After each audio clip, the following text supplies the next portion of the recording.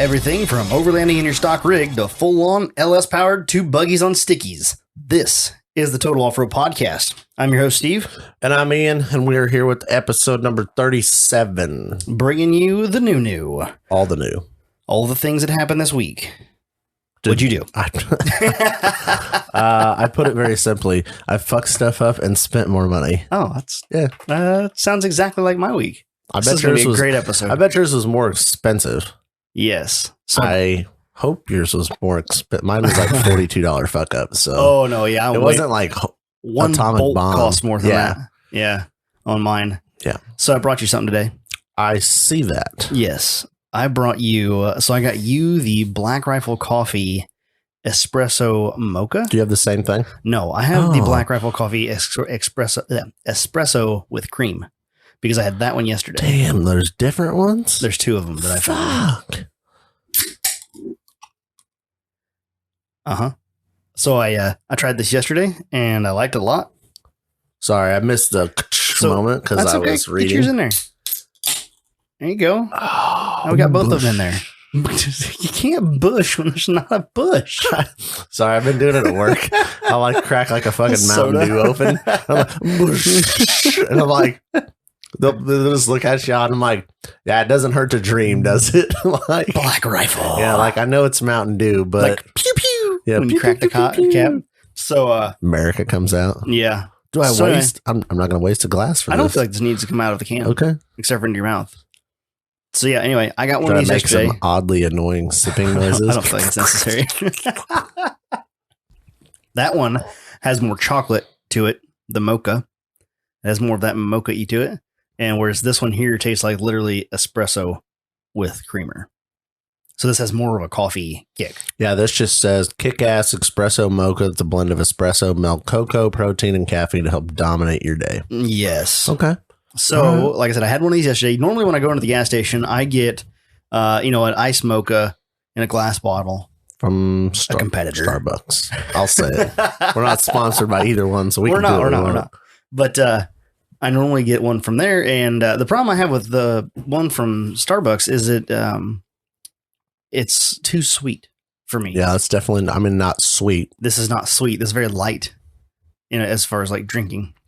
It's gluten-free, do you know that? That's what it says on the can, GF. Thought that was Gordon Foods, but I guess it's gluten-free. I just read that. Contains milk, but it's not vegan, but it's gluten-free. It's not vegan, no. But there's no gluten in it. But yeah, it's really good. I enjoy it. So that's why I got one for you today. 23 G's of sugar. 24? 23. 23. Okay, since that's what I thought it said. Yep, 23 grams of sugar, 2 grams of fat, 1.5 of saturated, 220 milligrams of sodium. Break you guys down on the coffee like we do the beers. 200 milligrams of caffeine. But I like it. Yeah, it's 200 made milligrams. in America. So that's less than a like a standard cup of black coffee from like Starbucks. Theirs is like closer to 300 something. 7 grams of proteins in there, though. That means it's good for you, right? Mm.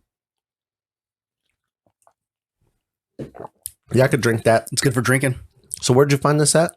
So I got the gas station there in St. Joe in town. Nice. Yeah, and I was at the Jack Flash. But I don't know. I'm sure everybody else is going to start getting it. I don't know if they're like... I didn't know they made this. I had no idea. I walked in to get me a coffee drink of some sort with a little bit of caffeine in it. And I saw this and I was like, I have not had Black Rifle coffee yet. I see it advertised all the time, but I wanted to give it a shot. So I thought it was really good. Thought I'd bring you one. See how you liked it. I've heard people like it, but like you said, it's always in like beans or ground form. Mm-hmm. And I'm like, yeah, I don't fuck with that. Coffee's subjective. So it's just like beer. Mm-hmm. Oh, it's good coffee. Dude, it's a shitty burnt black coffee. Like, what do you mean it's good coffee? Good coffee to me is a coffee you can drink every day and don't get tired of it. Yep. For me, usually the only one that I can do that with is Starbucks Pike Place. Dr. Pepper. It's Dr. Pepper. Yeah, I know. I'm never get tired of it. So anyway, yeah, I thought that was cool. So now we're going to be all amped up on caffeine. Yeah. Mm-hmm. What do you think? You like it? I like it. I'm a fan. I would drink that. Yeah. I would buy that again. Yeah. Not too bad. So that one tastes just like this one with cream in it. Yeah. Well, so like that one has more chocolate. So it's a little bit sweeter, whereas this one just tastes like milk espresso. You follow me? Yep. I'm just trying to picture like this with like if you added cream to it. That one probably is. I mean, like if you wanted, which do you like better? I like that this one tastes a lot like it's just like straight espresso. Mm-hmm. So that for me works really well. But I do like mocha with a little bit of chocolate on it. Nice thing is you can kind of change them up. Exactly. You buy them by the can or like a 4-pack? Just by the can. They're kind of expensive. Yeah, well, but you could probably, I mean, what isn't? It's at the gas station. So like, you know, you're going to pay a premium for getting it at the gas station, whereas you might be able to buy like a flat of them from Black Rifle. Is it cheaper than a Starbucks coffee? It's new and shiny though. At least not at the gas station I was at. It's new and shiny. That's what I said. It's new and shiny. Well, for me, the biggest thing is that I drink the Starbucks one and it's just so sweet that I don't know. I don't care for it. I don't know. I've never been a huge coffee fan, but here in the last like couple of years, I think I'm coming around. Are you? You coming up with you liking the coffee now? As you get older, your palate changes and you start to like it. My stress level keeps going up. I need something to boom, you know. I just need something to amp me up for the day. People are all about drinking coffee out during the day, but you apparently can't drink liquor during the day. So what do you do? If you just make me like, if I could drink Crown during the day, that'd be fun. But it's not allowed. So, what else you got? Let me tell you my day. Here's my week. I got my brake lines in from Busted Knuckle. They're badass. They look nice. They're nicely crimped. Put those all on. Somebody forgot to. No, I didn't forget to. I just failed at reading a tape measure. And so I called Trey and I was like, hey, can you make me another brake line? That sucks. And he's like, wow, what's wrong? Like thinking there was an issue. And I was like, well, somebody can't read a tape measure. And he's like, who, what, wait, what? Who can't read a tape? Like, I think he thought like, they fucked one up. And I was like, well, let me put it this way. It's not you or any of the people that work with you. And he just starts laughing. I was like, it wasn't even close. It was like 24 inches is what I added to this brake line that I got. Oh my God. So it wasn't, I was like, it ain't even like an inch or two. I was like, I don't know what the fuck I was measuring or doing or what I thought I was going to do, but like, it wasn't even close. And he's like, yeah, you really can't explain how that one worked out because like it wasn't an inch or two off. I was like, I 2 foot, you know, it was a lot. So yeah, what do you do? Holy cow. So I had to order another brake line. It was $43 plus shipping and however much that costs.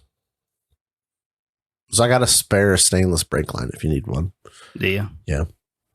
So about, I don't know, 2 foot too short for my application. Yeah. But that was really my only fuck up so far this week, I think. I didn't do a whole lot else. I put the wipers on the truck because I was like, man, if it rains at Outlaw while we're down there in Oklahoma, like I'm going to want some wipers because I got glass.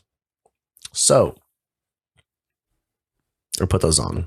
Stuff's kind of expensive. The coffee? Yeah, it's $3 a can, even if you buy it straight from them. Oh, really? I guess. Can you buy a case of it though? Yeah, it's by the case. It's 12 cans for $35, which is just short of $3 a can if I'm doing my math right.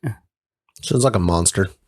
Yeah, right. Well, I feel like Monsters are even cheaper than that. But like I'm looking at here, they have like a subscription thing. Oh, it's a $34.99 coffee or case coffee club subscription, free shipping, and it says you can have. Here's your options: deliver every 14 days, 21 days, 30 days, or 60 days. You can get the 2 options, so the mocha or the cream. And how many cases do you want on those deliveries? 1, 2, 3, or 4? If you're going through 4 cases every 14 days in a fucking 14-day period, please see a doctor. Like it doesn't say it on the can, but like, please go see a fucking doctor because you're probably about like that far from dying. It's a lot of caffeine. Unless you're stocking your shop or something with it. But it's not like a... Damn. Yeah. This is a flat $8 shipping per case. Huh. Across the continental U.S. That's, I don't know. Huh. Interesting. So, yeah, you're not saving that much just doing this versus just buying at the gas station. No more than I drink it. I'm not going to buy a flat of it. Yeah. Or buy a case. You have to be committed. Yeah, you would. I don't understand how the subscription thing works. So, like, because, like, I'm very confused. There's no discount if you buy it. Like if you buy it subscription wise, you don't save anything. Like usually when you sign up for a subscription, you like save dollars. No. So it's literally just the convenience that you don't have to reorder it yourself. Yes. It just shows up. Okay. I mean, I get it. I do agree I get with it. that Like, part I feel like you should cut me a couple bucks off of it, kind of a thing. But what do you do? Right. You don't have to when you're Black Rifle Coffee Company. Hey, if people need to have it, people need to have it. That's all there is to that. Yes. Yep. Yeah, that's about all else I did because I shipped all my little parts to finish a lot of little things. Shut the GoPro off. And they will not be here until Monday. Oh, your little parts? Yep. Okay. So that's pretty cool. It means I can fuck off all weekend. You have a proper brake line coming. Yep. Okay. Because you fucked that up good. Oh, like 24 inches worth of good. What are you going to do with the extra one? Burn it? Can you burn it? Stainless steel? What the fuck good is it? It's just a you have nowhere else you can use it? No. I don't know. How long is it? 18 inches, 28 inches, something like that. A couple foot. I mean, I'll throw it on the shelf and it'll be in the spare parts department. It'll be the rear brake line for the rock or for the moon grill or the moon buggy. I mean, it might be able to use it for something else. It's 18 inches. That's a perfect. Junk, that's a perfect rear brake line. Like a perfect. Like for a normal rig, like a bodied rig. Yeah. Like you could probably use it on the YJ. Mm-hmm. Use it for the rear brake line on the YJ going down to the axle.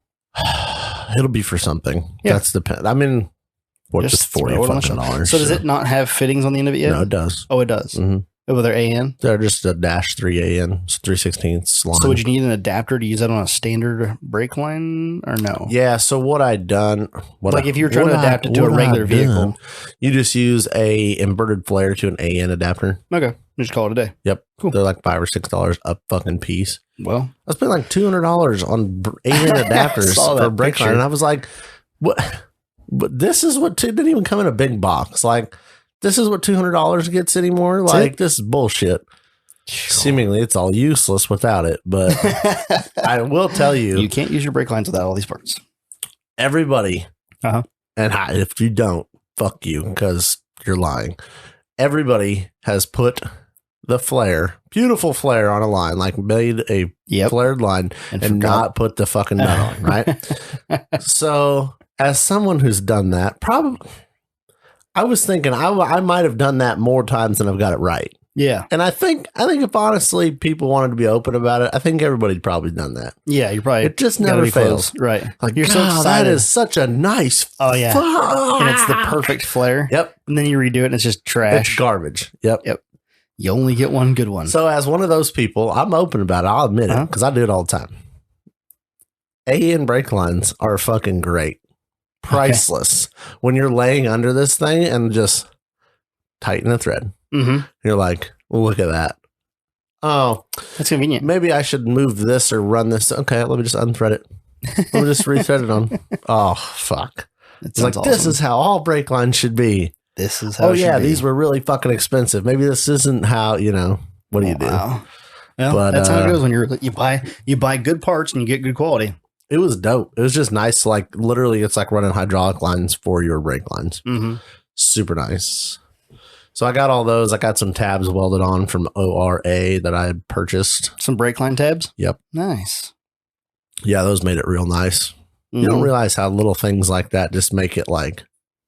perfect. Yeah. Mm-hmm. Just easier and cleaner. Well, it's clean when it's done, but it's also like, it's a tab. I hate paying... $3 or $4 for a tab for a brake line or whatever they are. But like, to take a tab, clean up where you're welding to. Right. And just so is like, fuck cutting. Done. Like, I think I used 7 or 8 of them.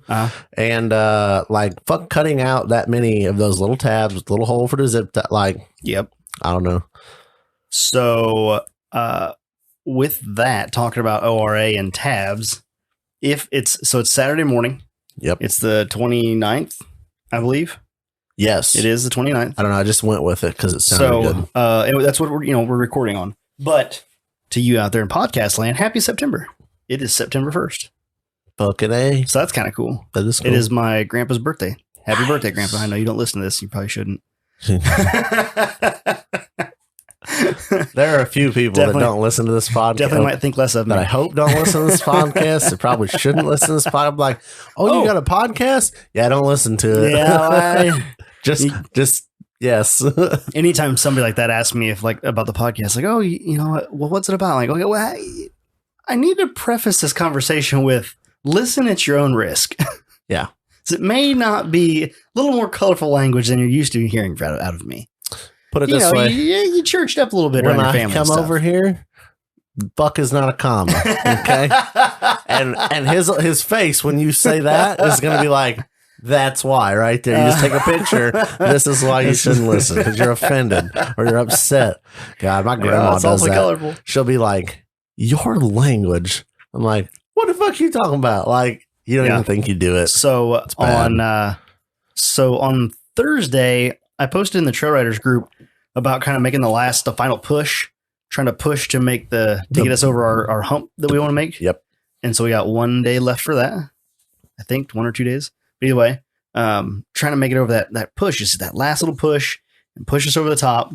And it's just a milestone that I want to hit. We have goals for nobody else. Yeah, it's just goals. Help us hit our goals. I want to hit it this month so that next month we can set a new goal, not chase the same goal next month. But it is what it is. At this point, it won't matter because we're into a new month. By the time they hear this, when they hear this, we'll be into a new month and it won't matter. Should we do like one, like, hey, thanks for helping us hit our goal, and then like one, like, fuck you for making us miss our goal, and then just leave it in there so whatever works. So I posted that on the Trail Riders group, and then I get a Snapchat from Jess, and it's a picture of it's a screenshot of her phone, and she's listening to my intro episode. Nice. I sent her back. I said, "Oh my!" She started. I said, "Oh my!" I said, "Hell hath frozen over." So let me ask you this: we are 37 episodes plus the baby-sode plus the 2 intro episodes. How many has she listened to? Yeah, 2. Okay, and is she continuing this journey? I'm doubtful. Okay, so she listened to Did she listen to my intro and then your intro? Nope. She skipped mine. Okay, that's better for her. She just wanted the. She wanted to listen to my intro because she figured that would be relevant. Yep. And then she's like, "Oh, and I'll listen to the baby-sode." Oh man, she came home with a laundry list of shit that I didn't get done before. Like I said on the episode, like, "Oh, I want to get this done before the baby gets here." And she looks. I'm just sitting in the living room. We're sitting there just talking, casual conversation, whatever. She's playing on the floor with Owen. She looks at me and she goes, "Did you get everything done to your Jeep that you want to get done before the baby got here?"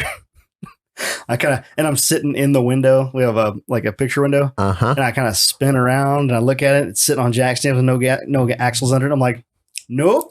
Well, I don't think so. Let's see. 4 months today. He's 4 months old today, and no. Yeah, I get called out by that. Like, so my wife will listen to it and she'll say something, and I'm like, "Wait, what are you talking about?" Yeah, and then it kind of clicks, and you're like, "Oh, I did say that." Okay, yeah, we'll just stop listening, dude. When I get called out on the group, somebody's listening to an older episode and they call me out on something. I'm like, well, what had happened was somebody, it was a while back, but somebody's like, "What group are you talking about?" But I don't fucking remember what I just said 12 seconds ago. So I think we did figure it out though. Yeah, well, I had to go back and listen to the podcast, and then like, oh yeah, that's that one, But anyway, she listened to that, and then another thing that she said about that episode about the baby-sode was you were talking about first child will have the room all dressed up and all this stuff, and it'll have the changing table specifically. First child, you'll have this nice fancy cover, and second child, you'll have just a white sheet, and that's it. Like, it'll just be because the baby's gonna shit on everything anyway. Yes. We had that cover on there for 2 days. The fancy one. Yep. For 2 days. It got shit on twice, I think. That's pretty good though. I mean, I haven't had a kid, so but like 2 shits in 2 days is pretty good. We have an excessive amount of like hand towels. Yep. Like they hang in your bathroom, whatever. And I don't know, we probably got a dozen or more. And how often do you go through a hand towel? Yeah, not very often. I don't know. I actually don't know. You take it off, take it to the wash it, put it back up. You know, my wife's in charge of that department. Yeah. You don't need 12 of them, I can tell you that. Yeah. So, because we have all of them, and like the color scheme, the old color scheme we had was brown and green. So it's like a dark chocolate brown and then like a kind of a mossy green. And she's like, "Yep, these will work perfect." So now the changing table permanently has a towel, like a hand towel on it, like not a washcloth, but a full on hand towel. like a hand towel. But it's the perfect length. It's just about long enough to fit the changing table, and the width is perfect. Covers the shit zone. When he spits up, we have, knock on wood, we haven't had a whole lot of like diaperless shits going on, but we do have like where he will not poop for like 24 hours, and then all of a sudden just straight explosion. Lets her go. Oh yeah, just like open the floodgates. I don't know how a baby works, but I know like how I would go if that didn't work. So like I feel for you, bro. Yeah, because I got to clean that up myself. But if I didn't have to clean it up myself, it'd be worse. Yeah, you just shit all over everything. I can tell you this much though, even with all that, I wouldn't give it up to not have him. Oh no, you probably never would. But here's my question: like, it's worth every minute of the like, what the fuck? Do they know they're making a hell of a mess? Oh yeah, and like, but do they know? You should see the smile on his face when he does it. That's what I mean. Like, you'll always see babies that are all giggly and happy as they're like just destroying themselves with poop, and like, I feel like they have to know. They're like, I'm fucking shit up, and I don't have to clean up nothing. And I'm gonna sit here with my hands behind my head and just wait for you to change it. Yeah, you know, wipe it down. Like, clean me up, daddy. Oh. So anyway, so the hand towels are that didn't even work till like the second kid. Like, oh no, we're what, 4 months in? We got complimented because I was my mom or something like that. We had said that we'd already pulled because the changing pad itself is like curved and it's made out of like a plastic of some sort to keep it from going into the foam. Yep. And it wasn't, not even the first week had gone by. We just stripped that thing and washed it and folded it, set aside. Yep. The nice cover, because the cover is plaid with a white top. If you guys haven't heard the baby sode, it's cool looking, like that cool looking cover. And we just stripped that sucker off and we threw a towel back down over it. I think my mom came over and looked at it and she goes, "You guys catch on quick." It's like, well, I mean, it didn't make a whole lot of sense. It's like watch it daily. It's like a car cover for your show car. You're like, right. Ooh, somebody's coming over. All right, let's cover this up so we don't get fingerprints on it. You know, that's exactly right. Yes. Yeah, it's the show sheets. That's just how I picture it being, because I'd be the same way. I'd be like, all right, everything's perfect. Everything was perfect. Now we're going to take our pictures and then we're going to all right, we're going to put the show cover over here. We're going to put the actual towel that we want him to shit all over. Yeah. Oh, yeah. It's going to be fun looking back next year through the memories and stuff like that. You know, when you get your memories come up on your phone and things, it's going to be fun looking back through that and seeing what I actually did accomplish this year versus like looking at it day by day and you're like, I'm not getting anything done. And then you're like, oh man, look at that room. Like we went from not having... Yeah, you like baby full room. Resto mod on the room. Yeah, like we fully, like we did. I did a lot to that room. I was really proud when that room got done. I was so happy that it was actually finished before he got here. Yep. I was tickled about that. Like had the new crib up. Anyway, that's the baby sode. You guys want to hear more of that? Go back to episode 21. Check it out. It's the baby sode. You can't miss it. But we'll get back to fun four-wheeling stuff. That's what you guys are here for, right? And nugs. Dude, the nugs was like the explosion on the internet this week. It was awesome. On Tuesday, Jess sent me a Snapchat, and it was a picture of her rolling her eyes, and it just says, it was like, my newsfeed, something about her newsfeed is just blowing up. It's like nuggets and all this other. She's like, I don't understand. And she asked me, she's like, what is the nugget thing about? And I'm like, listen to the podcast. I get in trouble when I refer my wife to who's going to be on the podcast this week. Well, you'll have to listen to find out. Okay, jackass, you're recording it in my house. Like, you can tell me who is going to be on the phone. Here's the picture. I can't post it online because she doesn't want me like posting that. But I did post the caption at the bottom. The picture makes it better though. The picture makes it so much better. I saw the caption. I did not see the entire. It's her with her hand like her finger, like I don't know how to explain. Like, can we buy that? Can we buy her off on that picture? Like, can we take her like a lunch? No. Buy her lunch so we can post this. Probably $50. Dude, probably sell us that photo for $50. Do we need that? Oh my god, that is. Yeah, she's saying that in the caption at the bottom. It says, "When your newsfeed is full of chicken nuggets." You could not fake the eye roll that is going on in that photo. That is not like, oh, I'm going to take a selfie. No, that's genuine. Like, these guys are idiots. I will do all I can to get that photo available for the Trail Riders group. I bet you if we have to go fund me it will do we raise start a $50 Patreon? Do we start a Patreon and put it on there? $50. Like a fans only for her for the nug eye roll. I feel like we could get an OnlyFans page going. OnlyFans, yeah. Yeah. I always want to call it fans only because that makes sense. And they call it it's OnlyFans. It's dumb. I don't know which one I don't. OnlyFans? Fans only. Like I feel like fans only makes more sense, but whatever. Well, you didn't start it, so sure didn't. I'm not making no money off it, but I'm gonna tell you what. There's some people making bankroll in that place. I feel like I should get an OnlyFans. Do it. I'm thinking about starting one up. $4.99 a month. Yeah, exclusive content. What are you gonna get? Oh, we're just gonna do like, that's interesting. Well, I'll post a topless photo once in a while. Keep it crazy. Well, so like, okay, the OnlyFans is mostly wrapped around girls doing that sort of stuff. So like here's what I was doing photos stuff. But I was reading something to go right with what I think you're about to say. There is the design purpose behind OnlyFans. From now, I feel like this is bullshit because they had to know better. It's one of those like you didn't see this coming. We made Tinder for dating. Yeah, exactly. So like their whole point was to have a paid subscription service that you could set your monthly limits and everything for just like anything. Patreon. Yeah. Yep. They did not. Which completely makes sense. If you go on OnlyFans and start searching for people, there are more than just strippers and insta-hoes on OnlyFans. I had no idea. They have like, you're an Instagram, influencer, and you want to have paid subscription service like a Patreon, but you don't want to do Patreon. OnlyFans. It's not just like strippers and insta-hoes.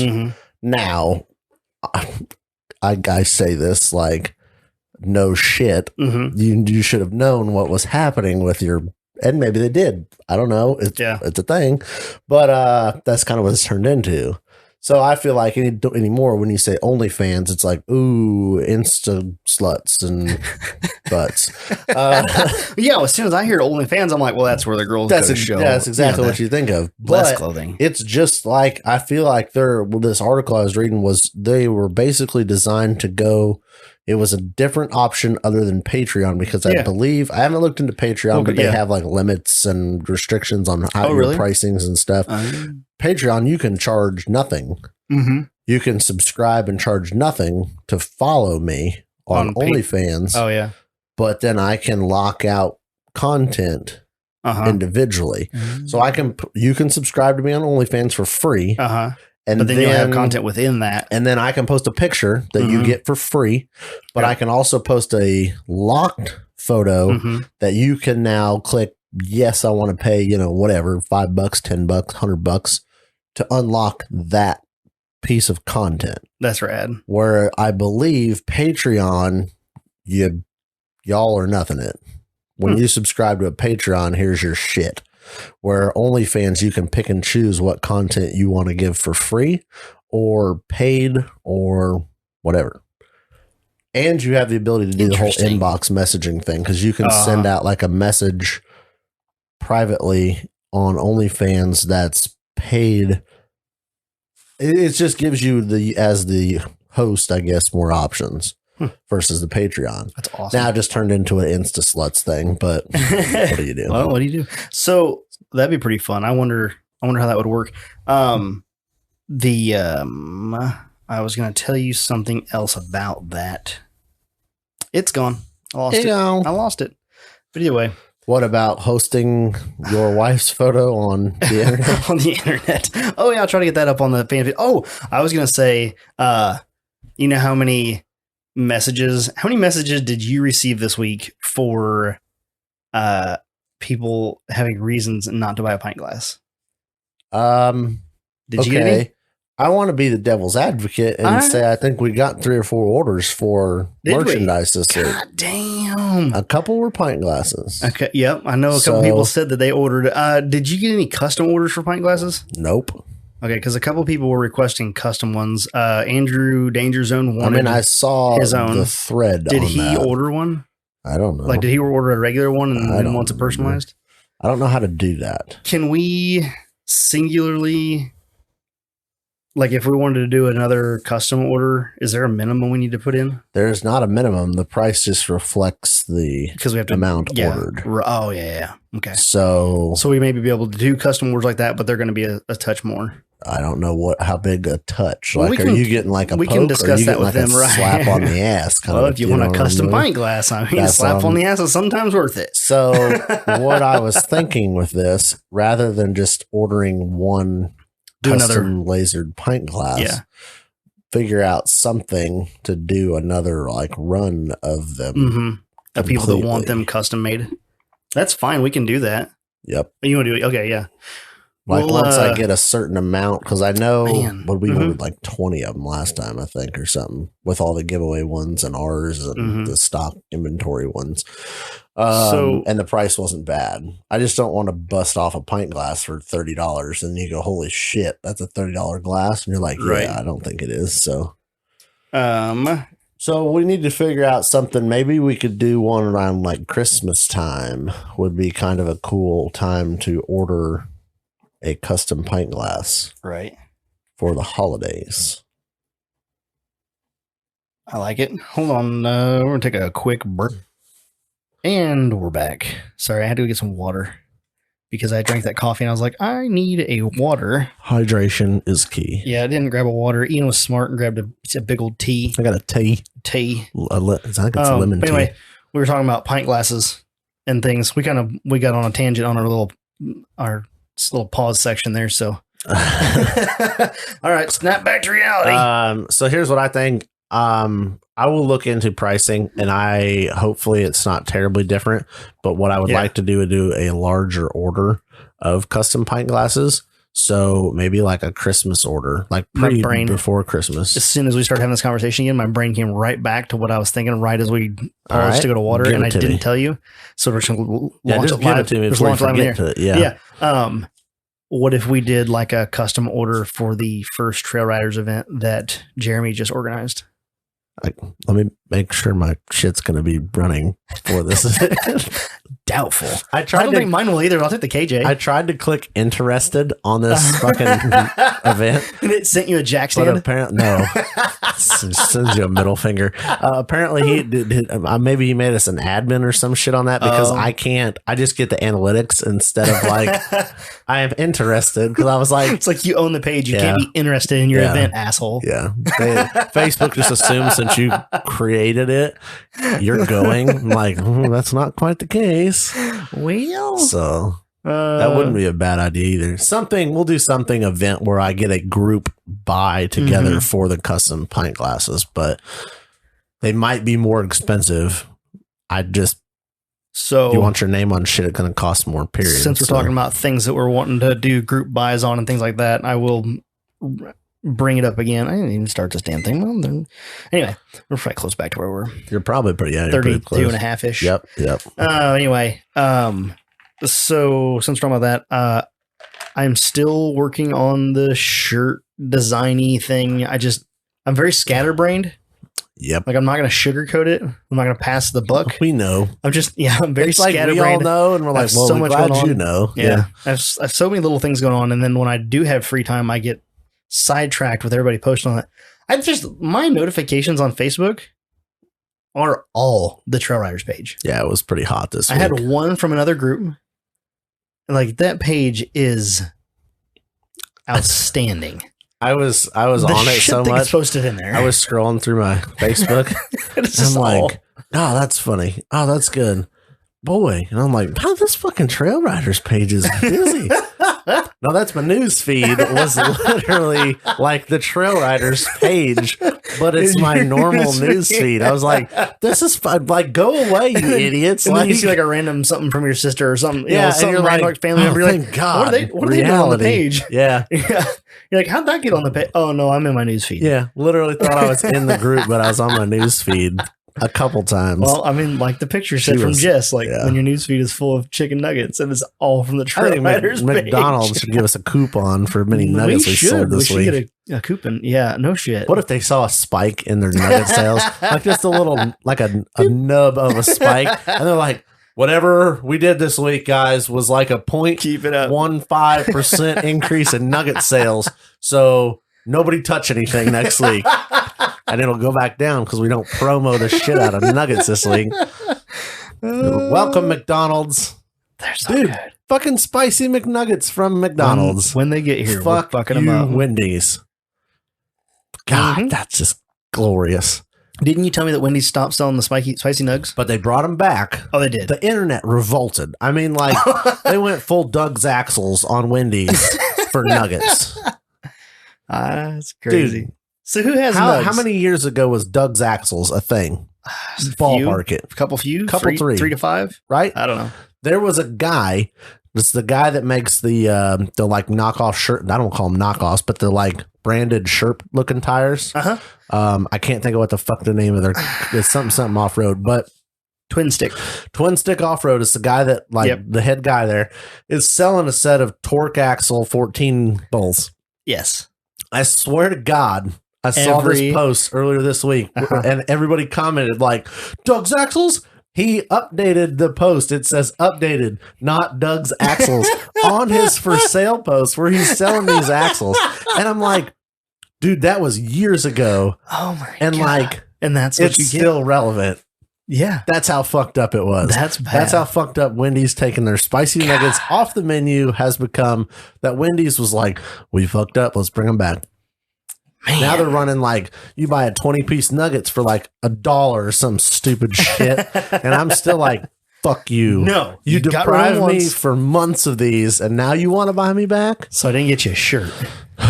Dude, I'm worked up over now. Did we take a drink here. Were we talking about the shirt on here or was that outside? That was outside the world. Oh, it was outside the thing? Okay, well, let's go on to this thing. So you went to complete off-road. 30 something minutes into, we should probably talk about the next thing on the list here. Let's see. I want to check my notes here. One of the things you guys need to know, this is like what's new. What's new is that in the fridge is Busch Apple. Then when we open that one, then you can Okay. You hold it in until it's then. Justifiable then. I went to complete off-road. Some of you in the group saw that and you saw my terrible things. So remember a few episodes ago, I told you that every time I loosen a bolt, it cost me $100. Are you building a dime piece buggy? That fucking feels like it. Every time I loosen a bolt on that thing, it cost me $100. What if I told you that sometimes you don't even have to loosen a bolt and it costs you $100? You look at it and you're like, what? Here's the problem. I wasn't paying attention when I got to complete off-road. Yep. I was not paying attention to how many bolts Rich took out of it. Boy, he was like NASCAR and that shit. Then he spun around and was like, guess how many bolts I took out? I'm like, no. I love it. It's not good. I love it. I can tell. I'm looking in your eyes. How many bolts are on the ring gear? I don't actually even would know how to guess. 15, 18, 20. I don't know. 12 bolt. I don't know. It's been so long since I've touched a ring gear to bolt it to the carrier. Well, let me tell you, I probably paid $100 on every bolt in the ring gear that got loosened. That's a good time. Did you get a pat on the ass or on the head? Like, thanks for coming. No, I got looked at and said, "You got a decision?" I'm like, no, I don't know what to do. Is there another option that has come available? I took not a fat roll. I took a roll of cash with me, and with a good idea of what the day was going to cost me. You didn't know it was the down payment, though, did you? Sure didn't. Yeah, sure did not. You called that the payment. Like I went up there. They call that the deposit. I went up there with a Dana 44, all of the parts for a brand new 9-inch, and left. And cash, and left with $3, 4 Busch Apples, a T-shirt, and a disassembled locker. And some video footage. And good memories. I don't feel like you went all wrong. I mean, it wasn't a bad day. All right, so I want to recap. How does that go when you go wheeling? Like, if all your shit breaks, like, well, at least you went wheeling. A bad day wheeling is better than a good day at work. Usually. No, it is. Yeah. But unless you die. Unless you die. That's like the subcategory. Like, did you die? No? Okay, revert to like original comment. Did you die? No. Did you destroy everything? No. Did it burn down? No. As long as you didn't die. Let's preface that with saying, if you did not die, a bad day wheeling is better than a good day of work. Right. Okay. So to recap, you took the axles out of the old Low-key, the 95 Jeep Cherokee. I almost called it a low-key buggy. No. It's just that money phrase. I don't money face. Well, you're almost that far. Yeah, you're getting there. I can tell you what, a ton swap at this point is looking a lot better, but I can't just go backwards. Oh, there's so many people that just yelled at this at their like device. We told you. Don't bother. Whatever. Live and learn. Don't listen to anybody except for yourself. Yeah, that's all you can do in life. So you took the axles out for people who may not know. Yeah. So if you haven't caught up some of the other episodes, we went four-wheeling in March. I destroyed a lockout on the Dana 44, and I destroyed the dropout center section on the 9-inch. In that process, wrecked the ring and pinion on the 9-inch, and decided to upgrade to 35 spline axles and a spool. And 40s. And new gears, 40-inch tires. The Dana 44, when I took it apart, doing some inspection stuff, there were some teeth chipped off on the ring and pinion on there. Yep. Figured, what the hell?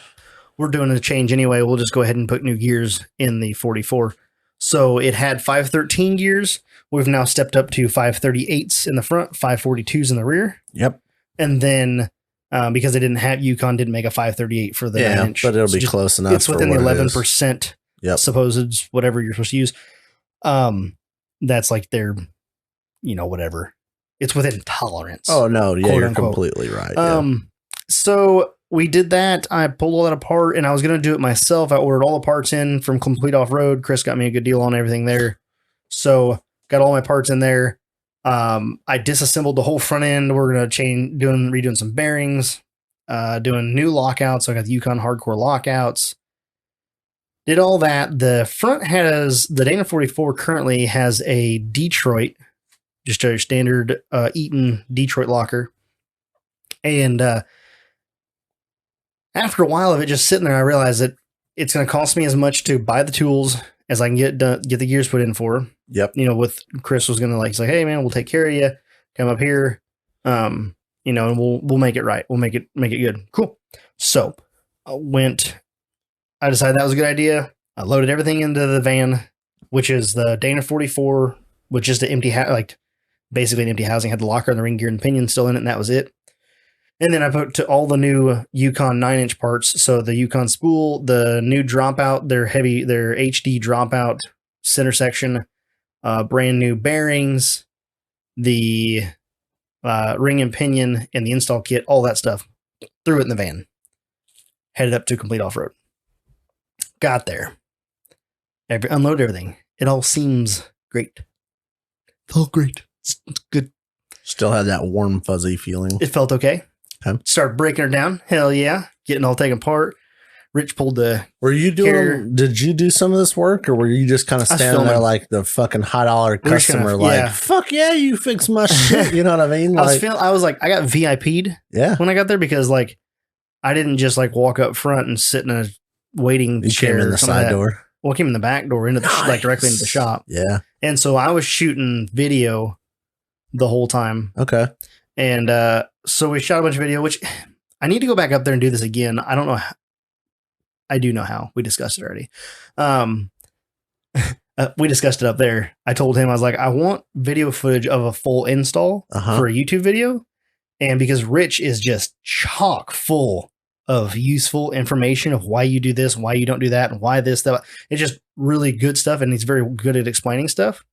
And so I was like, since I'm not going to be here for the build of the 44, we'll get to that. Since I'm not going to be here for that, I said, maybe whenever I decide to step into a Super Duty 60, I'll just tote it up here, or I'll have Chris source one there, and I'll just come up. We'll have everything there. They'll know it's ready to go.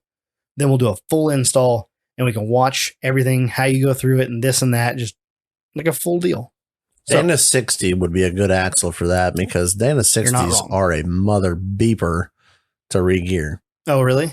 So it'd be a good one to They're video. not, let me premise this by saying they're not hard to do.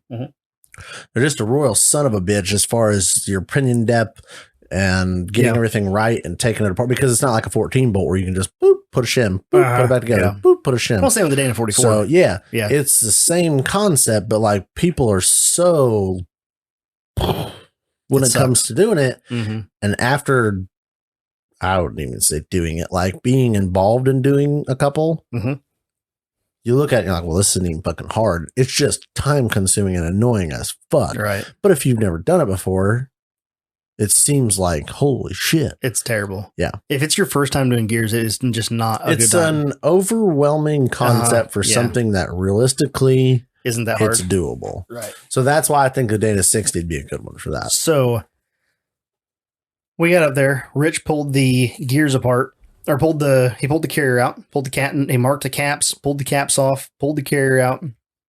While he was disassembling the ring gear and getting all the bearings set aside and pulling the bearings off with the clamshell puller, Chris was over there cleaning out the axle tubes. Yep. So he's in there cleaning all the dirt and stuff out of those, make sure they're nice and clean. They hone them out. Did not hone them out, but he just used it's a rod that they made that has a little like pin on the end of it. They just throws a shop rag on, throws it on the drill, and just like honed it out. But he honed out the rag. I've seen some guys do some shit with all thread. Get you a piece of all thread, and you just do some little thing with like fucking shop rag or some shit. Just fill that son of a bitch with brake clean, and spray some brake clean, and just run that fucking thing in and out. Yep. Yeah. Exactly. So that's what I mean by I didn't mean like full like machine shop hone this fucking axle out. It's got a hone ball, like a little ball hone on it. Yeah. I've seen some shit like that. That's been pretty neat. So he cleaned the axles, we pulled the pinion out, got all that stuff taken out. Rich is going over all of the things. He's like, all right. So he says, first off, with this style of locker, your shims are supposed to go between the bearing and the locker, not the bearing in the case. And I was like, yeah, I mean, I get that now, but back then I didn't know. Yeah. And so we put it in there and put the shims on the outsides of the bearings. He goes, let me show you why you don't do that in this application. And I was like, all right. Well, we had wrinkled one of the shims, one of the really thin, like 3,000s, 5,000 shims. We had wrinkled it. It was laid over itself. Nice. Which didn't get in the way of anything. Didn't even cause any binding. But he said the problem is that when you set your backlash, it looks good until you put a heavy load on it. And now all of a sudden your backlash just changed because it just crushed that shim. Yeah. You don't have it in there correctly. I was like, that does make sense. Yep. So we did that. He showed me some of that stuff and everything else. And he's like, all right, cool. He's like, so the ring and pinion, there's teeth missing off the ring. The pinion teeth are all but just every single tooth has got some kind of gnarlement. Like it's just kind of, the edge is just chipped off of it. Yep. Every single one of them. He asked me, he's like, did you clean out this locker? Or, how much shit was in the case? I said, well, I sprayed a lot of the case out. He goes, oh, okay. And he's over there in the parts. At this point, he's in the parts washer, washing the locker itself, getting it cleaned off. He's like, well, we better take the locker apart and see. So he takes the locker over there, throws it back on the bench, pops all the bolts out of it, takes it apart slowly because it's double sprung. And it's got, you need to take it apart slowly so it doesn't just throw parts everywhere. Oh, yeah, because it would have. He undoes it, pulls it apart, opens it up, and starts taking it apart piece by piece. There's not a lot in there, but there's pieces. Yep. Pulls out one of the pieces, flips it over, and goes, yep, that's not what I was hoping for. And there are, on the inside of the locker, where the teeth, the part that spins that allows the locker to engage and disengage, being a mechanical locker, there's a thrust washer on the bottom of that. Yep. For like it to slide on. Yeah. Like just make it smoother. So it's like a hardened washer. And it was a puzzle piece. Yeah. The video was pretty cool. Yeah. Was it from this side of the video? Yeah, I'm in the parts, but yeah, I thought it might have been. What do you do? So the concept got across with the So I video. looked at him and I was like, so you got any of those washers laying around? And he's like, no. He's like, in fact, we're having a hard time right now getting any parts from Eaton. So you're kind of up a creek. He's like, you can call them and try to. He's like, but they kind of gave us the finger. I was like, huh. Oh, because you think I'm going to like, what? He's like, you're welcome to spend your time and drive. He's like, they were willing to work with us. So, oh boy. He's like, I don't have a Yukon Grizzly for a 44 laying around. I was like, well, that sucks. So I walk back in the parts room. He's like, let me go check. We walk back in the parts room. He's thumbing through some Yukon boxes and this and that, looking around. He's like, I don't have he's like, I got one for a 14 bolt. He's like, I got one for a Dana 60. I was like, well, I don't have a housing for a 60 with me. Shut up. He's like, we got a Super 80 housing sitting over here. dude, just how much cash did you think I brought? Yeah. So he's like, let's go see how much it costs. And he went over and checked the price on it. He's like, here's how much it costs for a new Grizzly. I'm like, all right. He's like, I got a zip locker in the back. And I'm like, well, how much is that? And he gave me the price. And it's like $300 more for the zip locker than a Grizzly. I was like, ooh. He's like, yeah. He's like, I'll tell you what, since you're here and this was not exactly what you're expecting, I'll cut you a deal. Okay. All right, cool. So he knocked a little bit off. Appreciate it. Yep. Like, that's nice of him. Hooked me up, because he's like, you drove all the way up here to get footage. We're not even going to get footage. It's like, this kind of sucks. Yep. And so did that. And I'm kind of him hauling around because, you get hit with that sticker shock of all of a sudden now I have to buy a locker. And that's not what I anticipated today because the locker seemed fine. Yeah. Your mind is cooked. Yeah. Yeah. And you're just you're playing through your mind. Like, what are my options? What am I going to do? Am I going to, do I buy a locker today? Do I, try to source something? Like, what am I going to do? Your mind goes through, at least mine does. Your mind goes through, what other options can I come up with other than just saying fuck it and buy it today? Yeah. And that's just it. Yeah. Like, is there something better? Yeah. 9.8 out of 10 times looking back, I wish I would have just said fuck it and bought it today. Yeah. Then done anything else. Like, I don't care if you I got a buddy that can get me a price on some shit. Yeah, exactly. Nothing. Yeah. Should just done say it. fuck it and do it. Yep. But that's never what I do. So I get the I'm sitting here kind of like him hauling around, and Rich is kind of looking like, so what do you want to do? And I'm like, I don't know. I don't know. And Chris is like, well, let's go for a cruise in Krusty. And Krusty is the mid 60s FC, the forward control. I know. Little guy, have you seen it? I'm jelly. I don't know. I know they've got a couple of them, don't apparently this one is the one that got featured on Krusty got featured on Dirt Everyday Extra. Nice. So in one of the 800 extra episodes, they have a feature on Krusty. And it's a 64, 65 or something like that. Somewhere I've just seen it in pictures and it looks pretty dope. Blue guy. It's just an old beater FC, but it's just cool. It's dope. Yeah. And so he's like, all right, well, let's go for a ride now. I was like, all right, works for me. He's like, that'll give you some time to figure out what's your next move. Clarity. Yeah. Like, we'll take you out of this situation, let you think about it, and then you can decide what you want to do. Loosen your wallet up. Loosen your wallet up. It was just a matter of like, we're sitting here doing nothing anyway. Yeah. He's like, let's go for a cruise in that one to show you the dam and all this stuff anyway. Cool. Yep.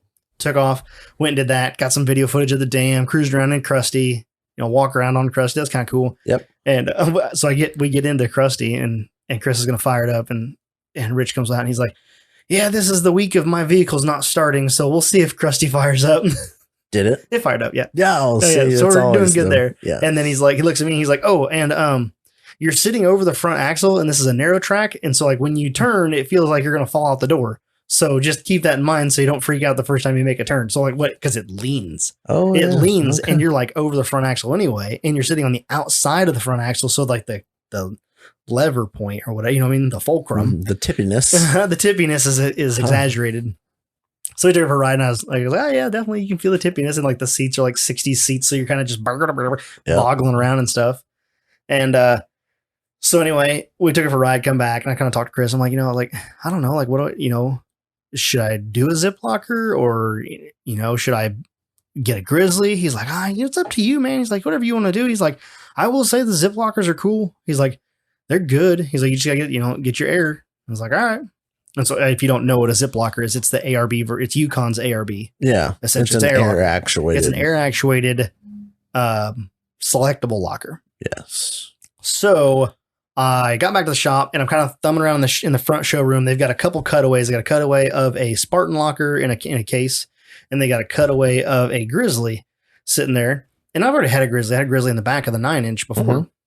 And so I'm kind of fiddling around with the Grizzly. And on the mechanical lockers, there's some slop. It has to, the way that it functions. Yeah, it's required to have inherent design. You have to have some. I'm going to call it slip. It's not slip. Slop seems like it's fucked up. Play seems like it's fucked up. It has tolerance, allowable tolerance. Allowable tolerance. Sure. That sounds legit though. Yeah. There is motion. There is a range. Somebody knows the actual phrase for this. A good word that doesn't sound terrible. Yeah. And they're like, this. And I'm like, oh yeah, that does make sense. Yeah. But anyway, it has to have that so that it can lash. Engage. What we call it, lash? Engagement lash?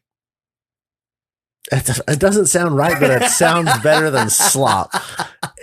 Nonetheless, it has to have that. But anyway, I was talking to, so Rich and Chris are sitting here bullshitting with me while I'm, fiddling with this thing, playing with it. Cause I'm intrigued because I'm like, oh, it's cool. We can play with it.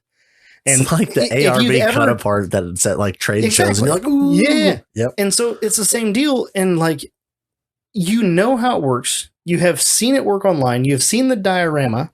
Yep. You know how this thing functions, but watching it function is still mind-boggling. Oh, You're yeah. like, this is fucking magic. Yep. Like, that's how this is magic. This is how this works. And so anyway, I'm playing with it, and I looked at Rich, and they're pulling up part numbers and looking at this and checking this and pulling prices and blah, blah, blah. How much shit can we buy, or can we get him back? No, it wasn't that. It was like, how good a deal can we get him? Yeah. Try to help him out, try to, get the situation as on track as possible.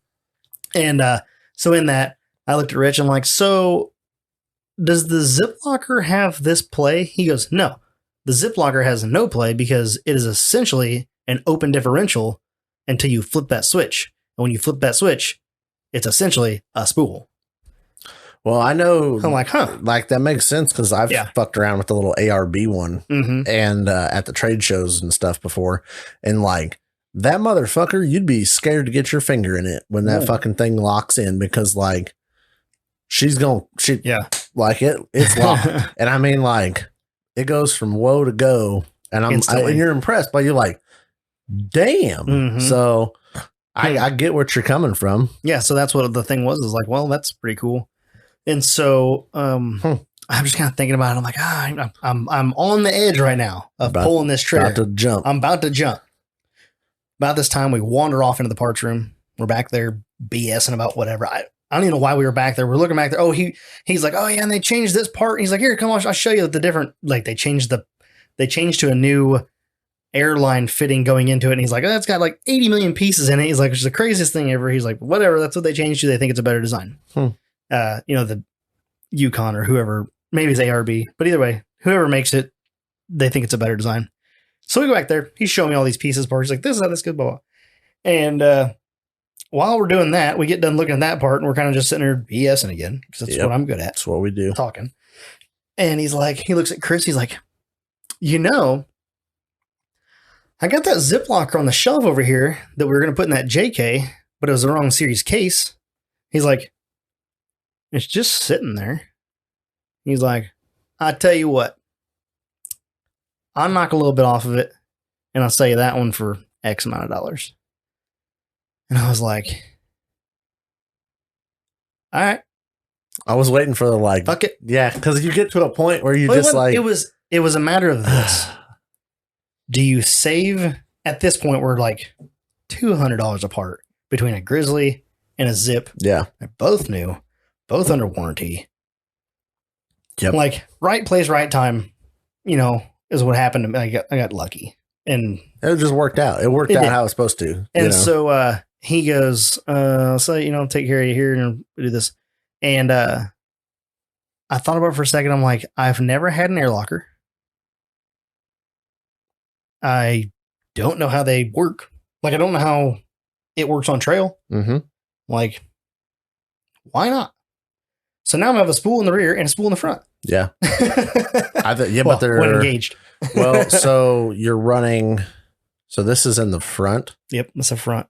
You're having an air selectable, and in the rear you're running a. I'll tell you what. If I had the extra dollars, I would tell them to hold the spool and put a zip in the rear too.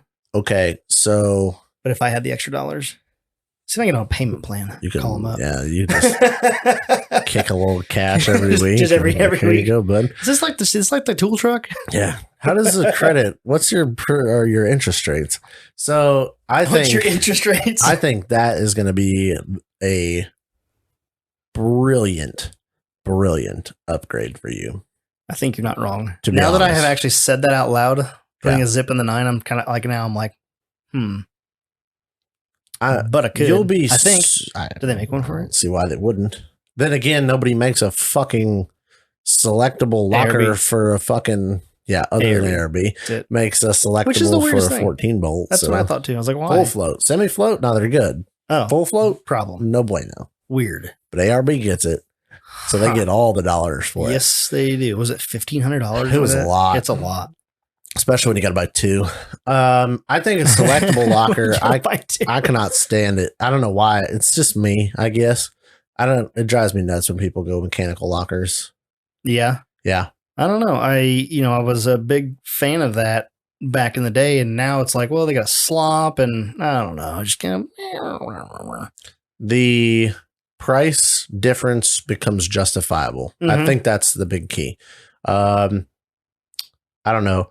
I like the option to either be locked or unlocked, but I want to be in control. Just like you want to be in the driver's seat. I'd rather be in the driver's seat than the passenger seat all day long.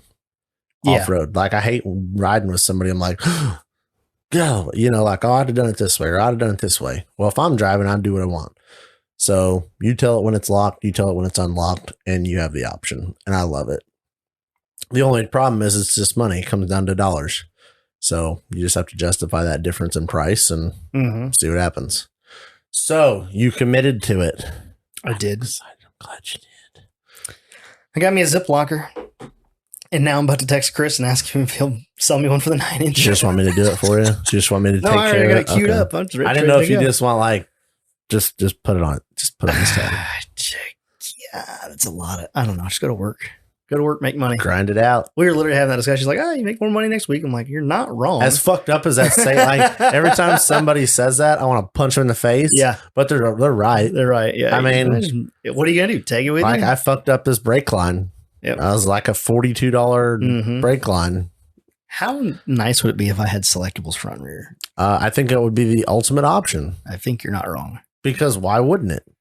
If money is not a problem, what would you have? You'd have selectables front and rear. Yep. Why? Because you want to drive it on the street. You want to drive it in a park. You want to take it to a fucking car show. You don't need 4-wheel drive to take it to a car show. You just click button. Now it's 1-wheel drive. Perfect. Now I park it here and have a nice day. It just comes down to the money. It's just extra dollars. But I mean, but there's the thing, like, if you put something else in there and then you're like, I'm not happy. Now it costs you more. Yeah, now you spent the money, and now you have to reinstall it, new install kit, new everything else. Like, God dang. Yep. That's what I mean. The whole buy once, cry twice concept is comical because it's true. Like, oh, it just pains me. Pains you. Every aspect of this hobby, if you try to do something cheaper, yeah, it hurts in the end. It always hurts at the end because you're never happy. You want the highlight now? We're not even to the highlight yet. What is that? That's a pretty big one. The highlight is I bought a Ziploc. I purchased a Ziplocker. And tune in next week to find out if I buy another one. It's going to happen. It certainly feels that way. Do you need me to tell you that it's going to happen? Because you're just going to do it. I can see it. I can see the face. Yeah. So the highlight is now that we've kicked out the Detroit, we are Yukon, as I was wanting, like in the beginning of all this. I am Yukon front to rear. The only thing I have so far that is not Yukon is the front shafts. They're superior. So if one of them breaks, that company's no longer in business. So I only have one option. Yeah, when you can go out and taco some of those, you're like, yes, level up. Level up. I went from 4340 to 4340. Yes. But yeah, that's now I'm all sidetracked, and because I've looked up to get one of those. They're locked. They do make one. I know. They make a zip for a 9-inch. That's a 9-inch. They make everything for 9-inch. That's great. So you're going to end up with, so they're installing all this for you, I'm assuming. And then just like, what's the plan there? Because obviously it didn't happen that day because you done fucked up the pooch. But I do think, side tangent, I do Chris think, like shit. Yeah, side tangent here. I want you to be honest with me. If you would have done the gears by yourself, yes, I bet you wouldn't have taken that locker apart. Guaranteed. Like, I 100% money back 100%. Guarantee you wouldn't have took that apart because I wouldn't have. No, I would have went, yep, fuck, cleaned her out, fuck, put her back together. And this is the discussion that Rich and I had when he pulled it apart. I was like, where that washer sits is in a cup. Yep. The washer, until it breaks in a different direction, it cannot leave the cup. Yeah, but so it's all in there. Grind the shit out of itself. It is eventually going to grind the shit out of itself. And so this is a discussion we had. He's like, I said, well, that washer doesn't really play a role other than making that stuff slide back and forth. I said, can we just throw another washer in? And he looks at me and he goes, so you want to pay me for the gears? Mm-hmm. You want to pay me for the install kit? You want to pay me for the labor to put it all together?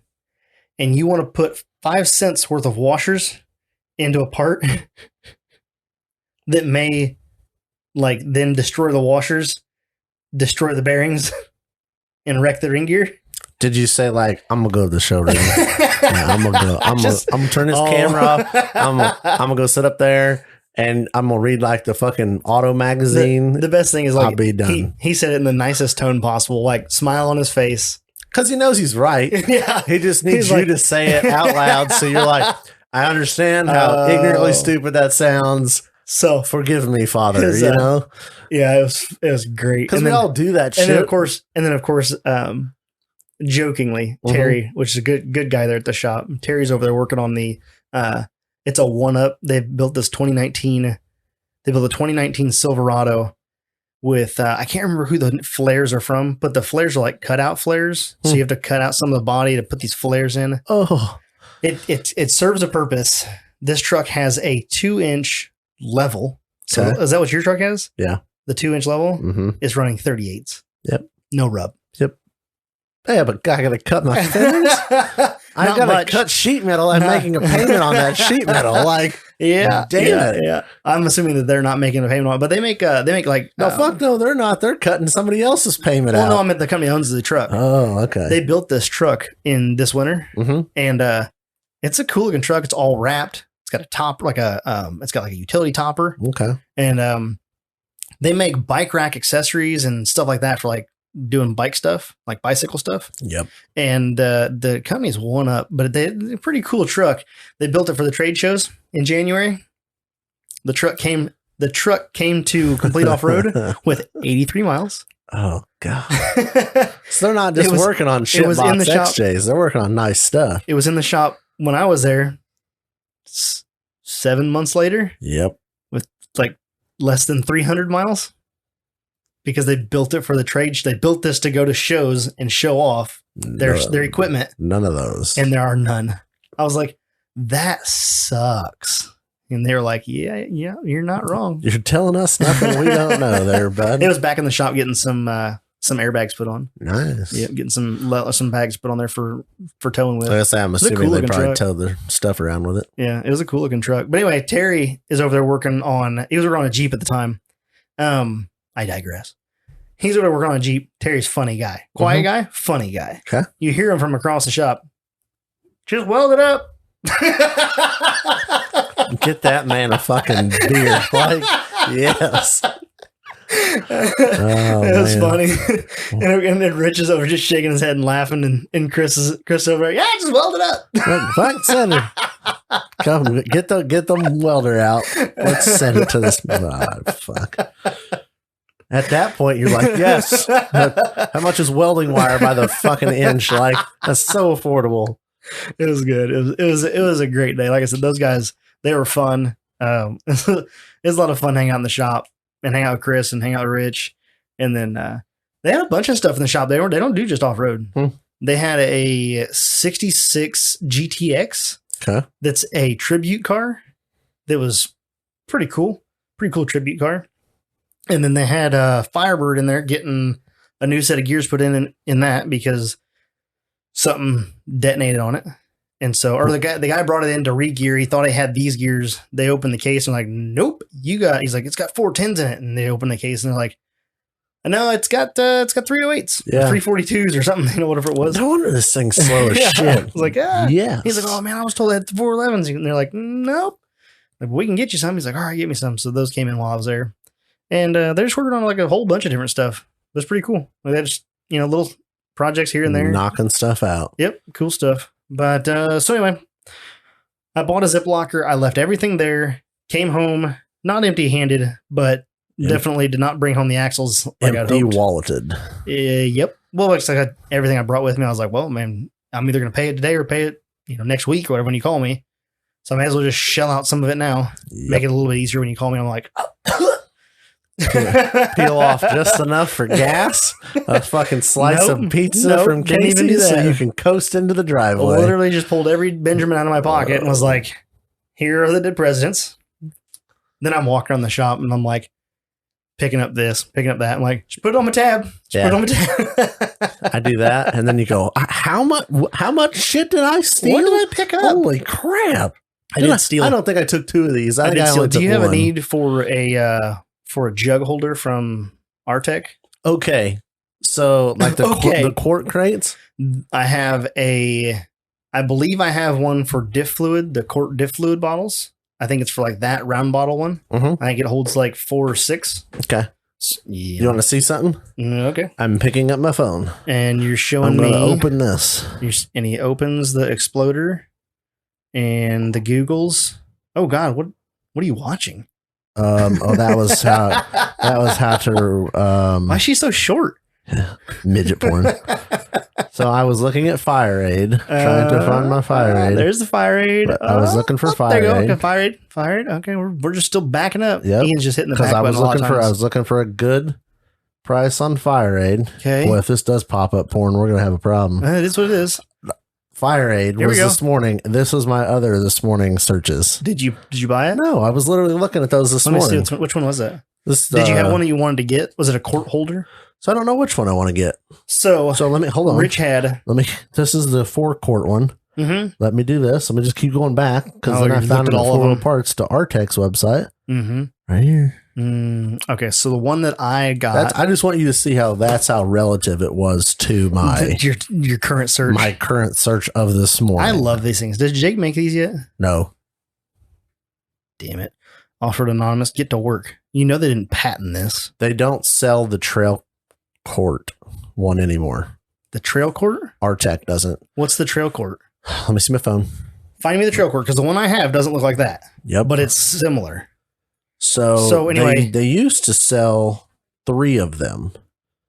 There was the Quart Crate, which had, I believe their original one had 6, but I feel like they've dropped it now down to 4 quart bottles, like regular, like motor oil bottles. Mm-hmm. Then the other one was the Trail Quart Crate, mm-hmm. which is this one. Why has Chris not messaged me back yet? So that's the Trail Quart Crate. That's the one That's I have. discontinued now. That's the one I have. It holds, I think it was 6 That looks quarts, like the 1 one. gallon, and 1 gear lube bottle. Pretty sure that's the one Would I you got. steal it? Pretty well. Okay. I mean, how? Rich looked at, we were sitting there talking about stuff, and he looks down in the shipping room where Chris works. Rich and I are sitting there just BSing again, talking about the plating company next door and everything else, talking about polishing. Mm-hmm. And he said something. He goes, "Need any Arctic stuff?" And I'm like, "I don't know." He's like, "Make you swing and deal on them." And I said, "How much?" He's like, "Those need to go somewhere." So he has multiples of these. He had those 2. So he's got 2 of them. And he's like, "I'll make you a good deal." I said, "Put it on the tab." So you got 2 of these. And they were already painted. They're black. They're powder coated. the probably. trail ones. I know. No, hold on. Like I don't. this one right here. I think I have that one. Okay. Pretty sure. I'm There's- like 100% certain that so I got the trail one that you're Yep. so adamantly saying And that then is here's the discontinued. other one. It is discontinued. And the other one is slim and long like the one you showed me. Yep. That holds the just quart bottles. Yes, I think. But it doesn't seem big enough Here for you go, that. right here. Perfect. Yep, it sure is. That's the quart one. That's what I have. I have a quart one and I have the trail one. Huh. Yep. I'm intrigued. I'm a little excited that you said they're discontinued now. The trail one's discontinued. The one that holds quartz does not look like it would hold quartz in person, but I have not put a quart jug in it yet. Holds it good and tight. Yep. So anyway, yeah, Rich just was like, "I got these here sitting here, and they need to find a new home." This is the And I other was like, one they well- make now. They make a race one and the quart one. Okay. The only thing this doesn't hold is diff fluid or gear lube Oh, really? because they took out that center to put the thing in there. I got you. Because, like, let's be honest. It's kind of bulky. What do I need 1 quart of diff fluid for? Well, no, you put a gallon. You put 2 gallon jugs of it in there, and then you put 1 quart and then 1 quart so you can get it into the differential. But, like, when I would carry coolant with that. You would carry coolant? It's not a bad idea. What are you going to top off on the trail? Coolant, brake fluid, power steering fluid, and steering fluid. When you roll it. Yeah. So, like, I would carry coolant, brake fluid, oil, and whatever steering fluid that you're running, whether you're running, synthetic, hydraulic, power steering fluid, whatever. But, like, gear lube. I got to figure out where I'm going to put them if I'm going to use them. That's why I really kind of just want to go like all the dollars. Well, so here's what I've come to the concept. How much coolant do you ever add on the trail? Not a lot. I've added way more power steering fluid. So you don't need a gallon of coolant. Maybe tops. So because you're gonna have water anyway, and like. So and you said it, they're a little bulky. So if I went to just quart, like got 2 of the 4 quart crates, because I can mount those up in the where the seats were in the extended cab portion. Right. Just put some fucking coolant in the quart bottles, couple quarts coolant, couple quarts steering fluid. My fucking steering system only holds a couple quarts. Like it's not, So right. But that's what I mean. Like, what do you need a quart or like a 1 quart bottle of diff fluid? I ain't checking my diff fluid on the fucking trail. So what do you do? I'm excited you got some free shit. Baffled. Well, it wasn't free. Well, it's on the tab. It's on the tab. You could opt not to pay it. The axles were just a little bit more expensive, and the things were free. That's it. Yeah, that's exactly right. Nice. Yep. I just put it on my tab. So when you getting your axles back? I'm very fortunate to have been taken care of like I was. I will say that much. September 12th. Okay, I free delivery. Did not at all expect like a date, hard date. A week or 2, a couple days. No. September 12th. Okay, that's very specific. Hand delivered. Free installation. Oh God, I wish. You should have bargained better, bud. I should have. Give them their quart crate back and say, "You keep this. You install for free." I like it. They're gonna just say no. So I mean, you might as well just keep the shit you got and let it ride. But no, so Chris has got to go down to Kentucky to get a dog. September 12th, he's going to need a puppy. And on the way down, he's like, "Wait, let me look up the path." And he looks it up and it's like, "Yeah, I take I-74." And I was like, "Yeah, right by my house." He's like, "Well, if that's the case." Road. Yeah, it was going to be easy when he was just bringing the 9-inch because he just stuck it in a box and bring it with him. Now he's got to bring a 44 and a 9-inch. I was like, "Oh." He's like, "You haven't got my shipping bill yet." I'm like, "I'm hoping it's 0. The commission that you make off of these parts that you just sold me is your delivery fee, guy." Let's hope. Although he must not be very happy with me because I've not gotten a response to the so can you get me one of these? Just burning up the fucking calculator. Just keep texting him, hey. Do it. But anyway, I had a really good time up there. It was actually a lot of fun. It was a good day, even though I spent more than double what I thought I was going to spend. Here's where I was going earlier. I forgot what I was talking about. So 100% money back, no questions guarantee. You would not have pulled that locker open. No, not if you had done it yourself. So regardless of the price of them doing the work for you, like when that would have grenaded, it's inevitable.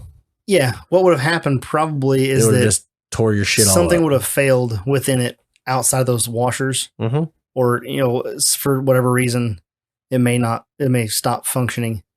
And if that was the case, then yeah, I'd have been up shit's creek. So now I've installed these gears and now I need to take it back apart, change a carrier like I'm doing now, and reinstall it. So another $150 plus another however many days it takes me to try to reinstall it.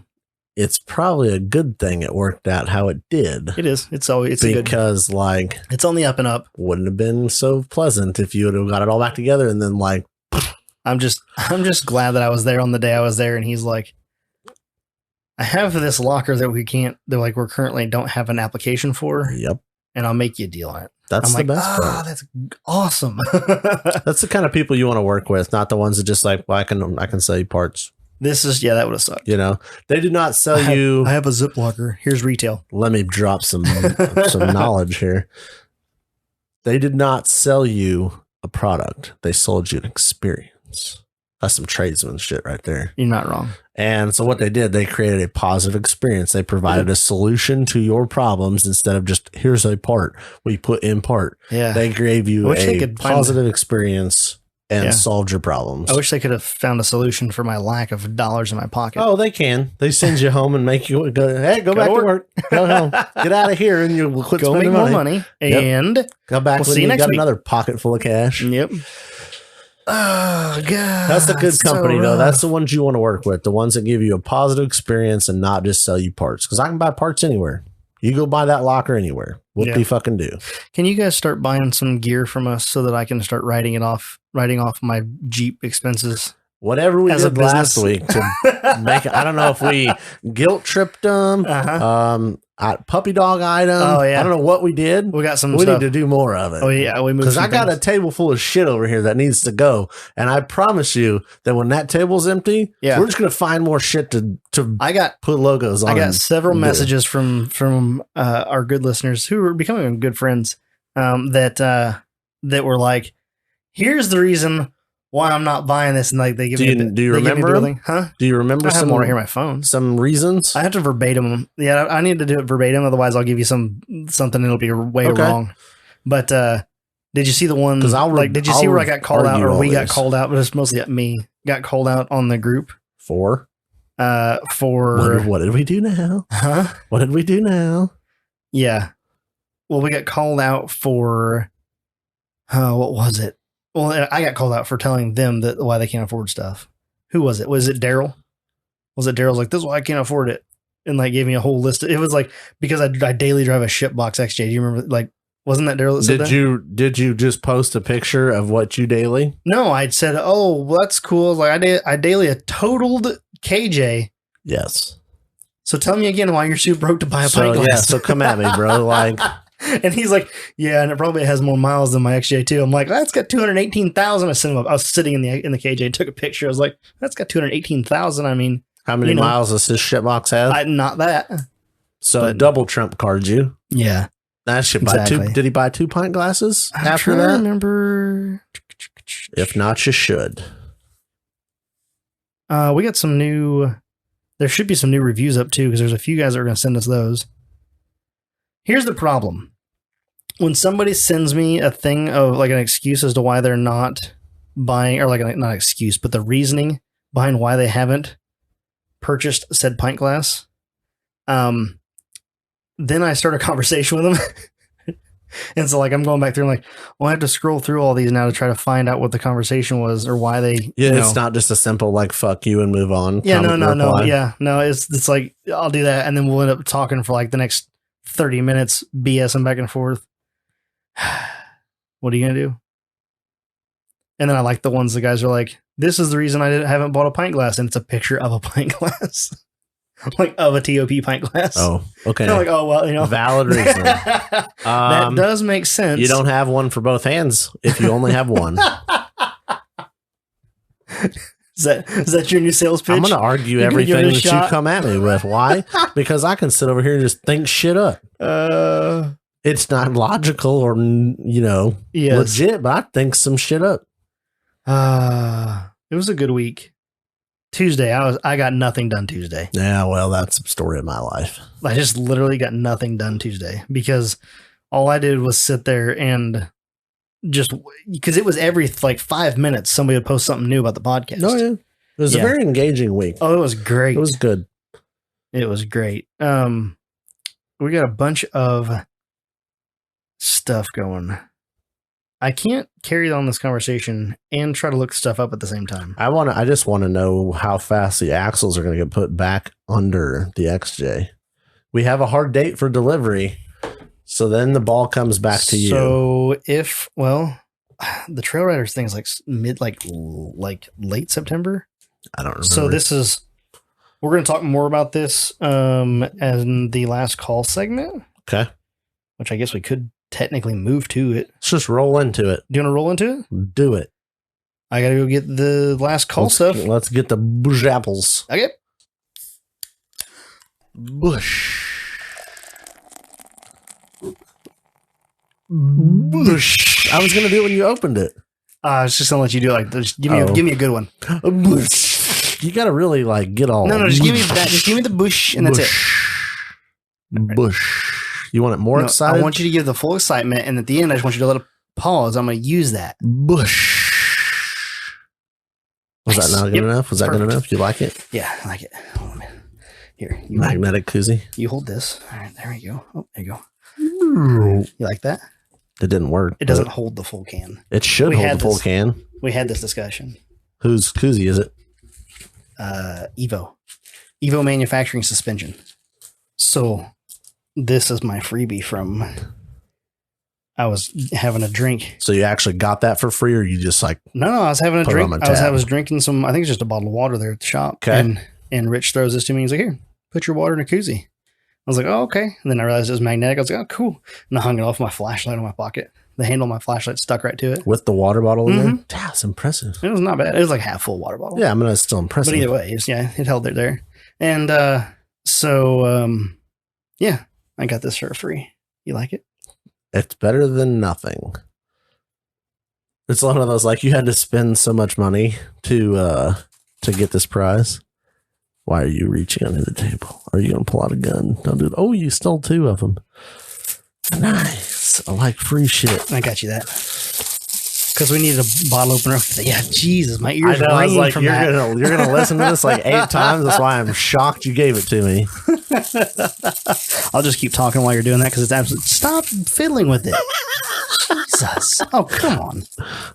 That couldn't have worked any better. Anyway, we needed a bottle opener. Is it magnetic as well? Yeah. Oh, I didn't know that. I didn't pay attention to that. Yeah, it'll stick to the side like that. There you go. Stick to the side of the mic stand.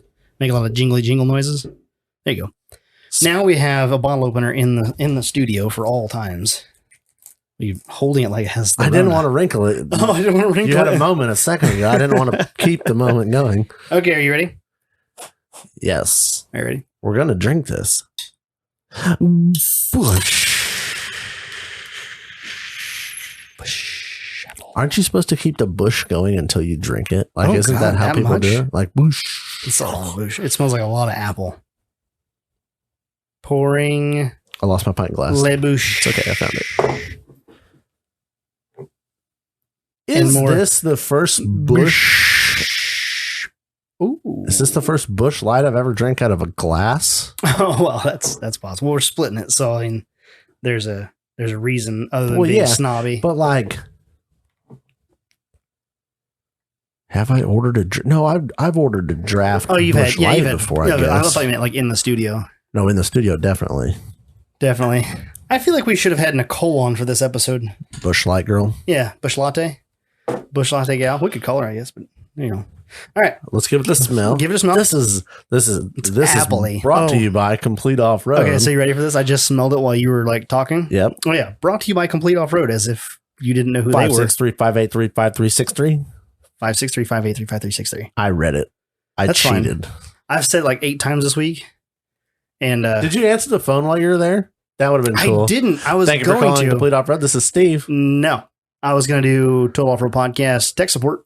That would have been fun. It's Shelby calling to get somebody. He's like, son of a bitch. You got every time. Been great. Like, leave my life for 5 minutes, please. That would have been savagely awesome. Yeah, if you could have just hadn't known it was Shelby calling. He ate a peanut this week. Did you see that video? I saw the peanut. Yeah. Did you see what I said? Yeah. I don't know. We're probably going to both die from like cancer now. Well, I was there when Chris was boxing that up. Chris had a box up. Did you pee on it? No, I told him I like rubbed him across my balls before we boxed it in. Extra flavor. That's what he said. It tasted great. The funny part is, it's like I would like to like compare notes with him now because like after you eat one for the first time, I don't know what you hype this up as. No, it's not life changing. You just hype this up as like I'm about to eat a styrofoam peanut. Yeah, and then you get done with it and you're like, huh. And your first reaction, I think this might actually be what he said. He's like, oh, it's not that bad. Yeah. Because it's not. Yeah. You think it's going to be some chewy ass, nasty, like plastic peanut tasting thing. And you're like, okay, that's not bad. It doesn't mean it's good. No, it doesn't mean like I yeah. eat them all the time. It's not a bad taste. But it's not at all what you think it's going to be. Strange. So I smelled this and it's so it like hits you with apple. And then on the back end is that Busch Lager. You know what this smells like? What? I want you to take a smell of this. Close your eyes and take a smell. It smells like you just smelled a woodchuck with a little apple and there's Busch Light on the floor. Like somebody spilled Busch Light in the beer or in the bar and you're smelling like an apple woodchuck. Yeah, because that finish, like on the very end of it. Yeah. It's like somebody spilled Busch Light on the floor. Yeah. And you get a little hint of Busch Light and the whole time you're in this bar, but you're drinking a woodchuck and maybe there's like an apple candle or some shit in the I don't know. It couldn't just be that you're like drinking a apple cider. Apple woodchuck. Do they make apple woodchuck? I don't know if they do, to be honest. I like the way it smells. Like it almost is kind of refreshing. I don't hate it, but you don't love it. Do you like Busch Light? I can drink it. Okay, so you're not like a Busch Light vanilla. Oh, fuck yeah, it's gotta be cold. Oh, I put this in the wrong fridge. You put this in the craft beer fridge. I did. You didn't put it in like the fridge. Get her cold bud fridge. I didn't put it in the ice cube, in the ice chest, the ice box. So it's like, it's cold, but it's not mountains or blue cold. These mountains are red. I'm not going to say anything. I'm just going to drink it a little bit longer because I need to take it in. This is your time. I think I'm going to say something. I want to make sure I don't regret it. I want to make sure I'm damn sold on what I'm thinking.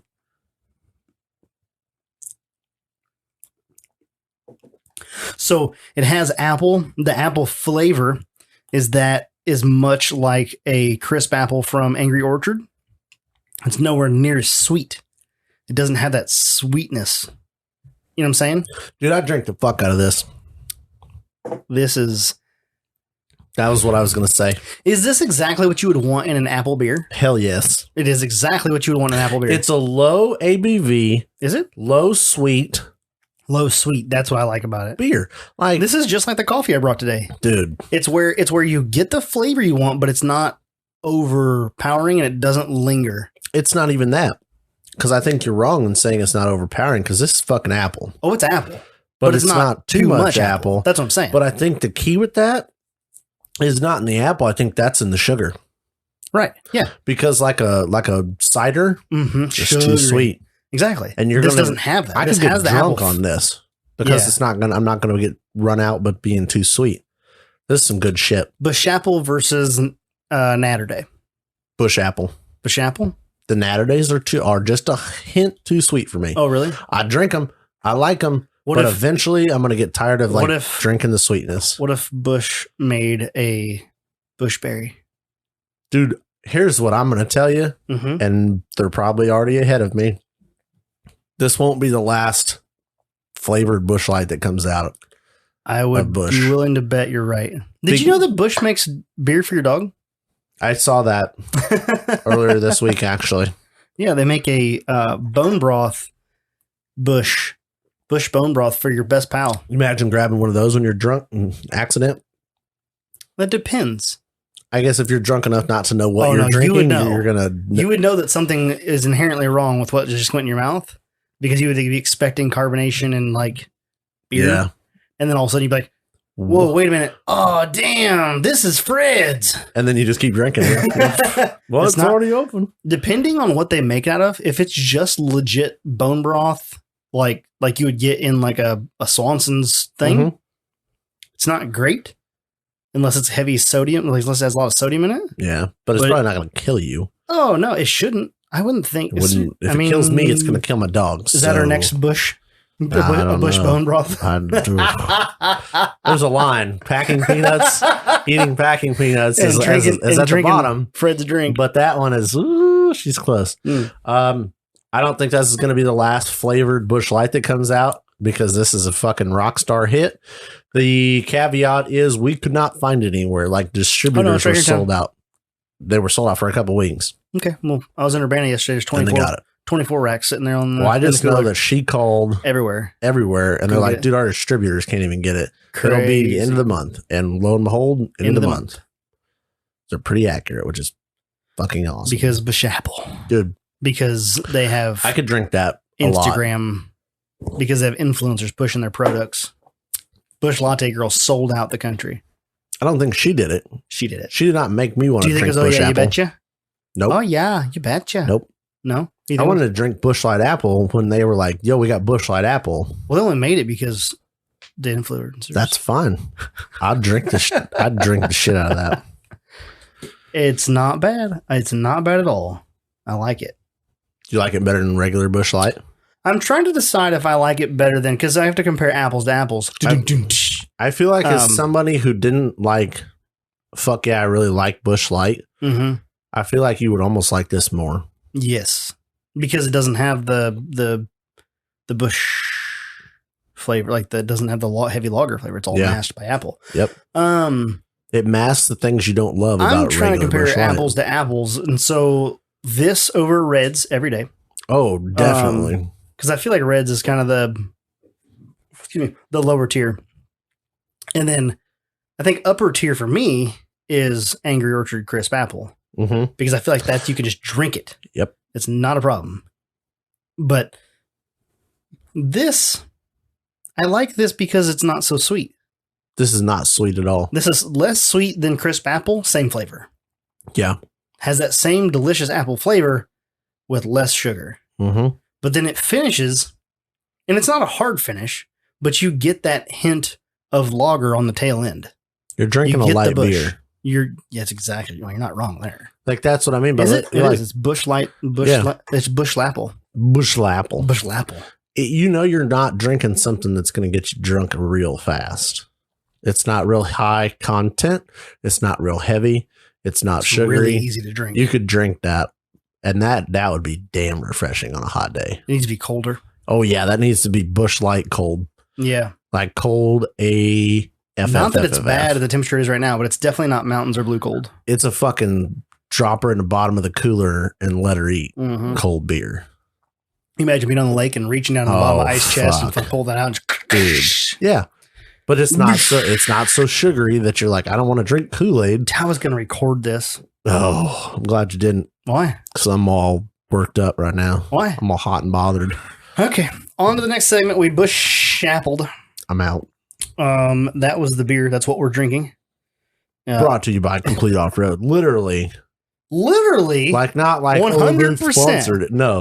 Well, but they did sponsor it. I mean, I had to go pick it up, but free pickup. Free pickup for me, I guess. Must pick up. Yeah. Local pickup only. But either way, yeah, like this right here is brought to you by Chris from Complete Offroad. So call Chris and thank him for this beer review. 563-583-5363. I'm gonna burn that into all of your brains. When you're like, I need a part. They just start dialing. They don't even know. Did they go to get on Google and just dial the number instead? They're like, what's not going to get on Google? I don't know. I wanted to research this, not buy it. Yeah. Oh, well, that's bought. It's all right. Once it's in the cart, it can't come out. Call Chris. He'll take care of you. Clearly, he took care of Steve. So thank goodness. Somebody needed to. I just knew that I wasn't going to get the gears done if I didn't make a reason to get them done. So if I have to pay money to do it, at least it'll get done. I think it's deeper than that right now. It's deeper than that? You would not have found that fucked up. Definitely would not have found the fucked up locker. So, and then I've been pissed off on trail when I broke it the next 3 times out. Yep. Like something would have malfunctioned in the front, wouldn't spin. I'm like, I don't know, it broke something. Now I can tear it all back apart and we're back on jack stands for another 12 months. Yep. That's what I mean by like hindsight 2020. You would not have found that. I would not have taken apart Take that install money and just thank you. You know what I mean? Because you would have been redo money if you'd have done it yourself. You are not wrong. Everything works for a reason. I'm surprised that he was like that. He did that. He was like, "Well, let's open this up and check it out." I'm like, okay, we don't need to do that, guy. Let's fucking go. I'm paying by the fucking meters running. Let's go. Fucking send it. Wash it out. It's fine. Christ. I mean, it worked last time it was out, and it probably would have worked for a little while. But as soon as one of those would have broke even more, one of those parts would have got lodged somewhere. Someone would have got bound up at the wrong time. You've been three-wheeling, and you're like, I don't know what I broke, but something's not working. It wouldn't have took much because even though the lash in that unit is pretty big, the tolerances to make that lash work are small. Yep. Yeah, you can see that on the cutout too. Like the cutout, you have to have the one tire has to be all the way back against the spline, Mm-hmm. and then the other tire has to start turning. If they're both kind of in the middle of the lash, No bueno. it won't unlock. But as soon as one gets all the way back against the spline, and then the other tire starts trying to turn the other direction, then it and kicks open, and then it just spins free. And that's where you get that click. Yeah. Because as soon as the other one starts turning, as soon as the other tire starts rotating again back, and it comes off that spline, off that tooth, as soon as it starts to move off that tooth, then this one over here can now drop back in, and then boom, it's locked. I think you're going to be super, super happy with where you're going. If I pull the trigger on a rear zip. Wait, what'd you say? Win? Yeah, if it said win. I mean, I don't have the ability to like pause and rewind this so you can hear it, but I heard win. The listeners are all like, yeah, we heard win. How are you going to run the air? What's your plan for air source? I know you're literally in the process of buying this right now.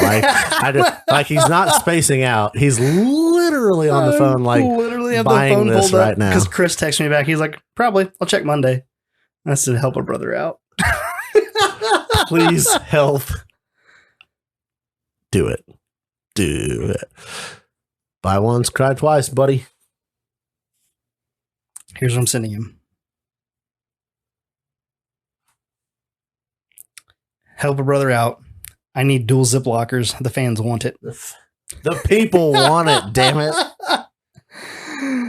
The listeners. The friends. Yeah, I just want to know what you're going to do for an air source. So I'm probably going to order a one of the who makes it? What's the ARB? No, the other company. Viair. Thank you. I was thinking Air Zenith, but they went out of business. But yeah, Viair. I'm probably going to order a Viair 440C or something like that. 100% duty cycle. The one I got. You have a portable. Yep. Well, it ain't portable. I'm going to no order. more. Oh, you mounted it. Oh, it's hard mounted. Oh, really? I mean, I used a bushing to mount it down, just like it's mounted to their plate. But yeah, I'll probably do that. I'll probably do something similar to you did, like what you did. I'll probably put a fitting. Oh, the same thing I did. Huh.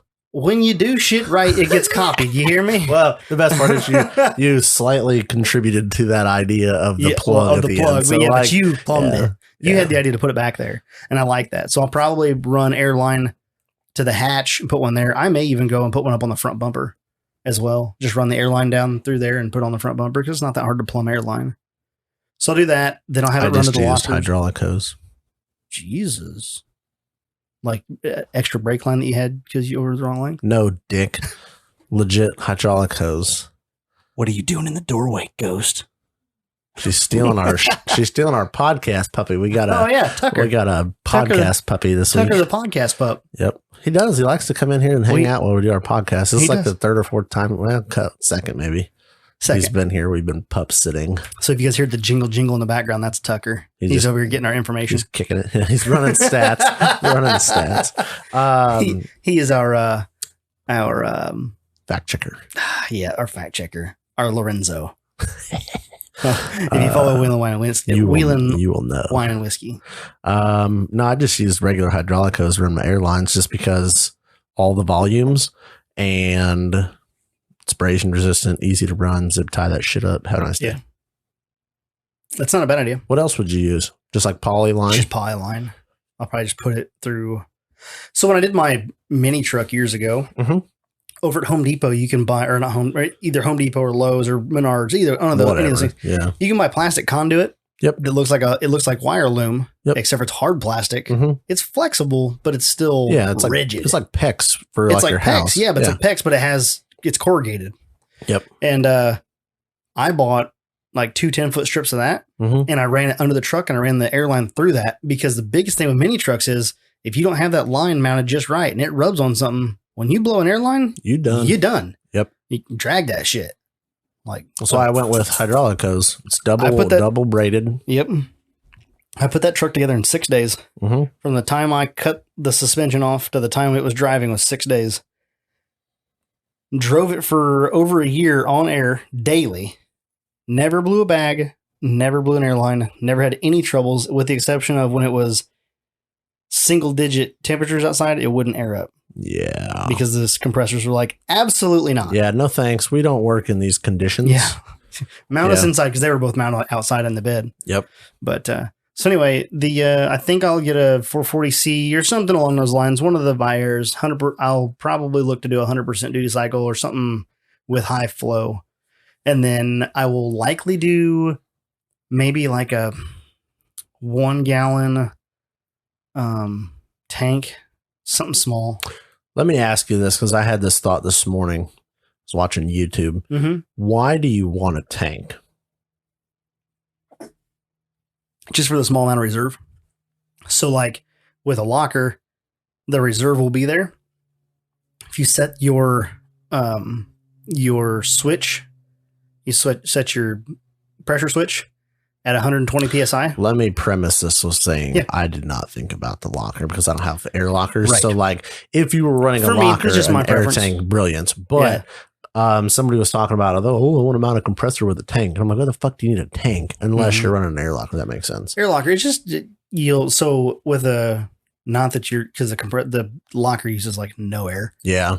But if you... I don't even think you need a gallon tank to be honest with you. The compressor, the ARB cells has like it's, I don't know. It's small. It's tiny. It's the size of like an M80. Mm-hmm. I'm trying like we know what those look like or anything. I'm trying to come up with like a reference for like that everybody would be pretty common, would know. What's something else that size that you can think of?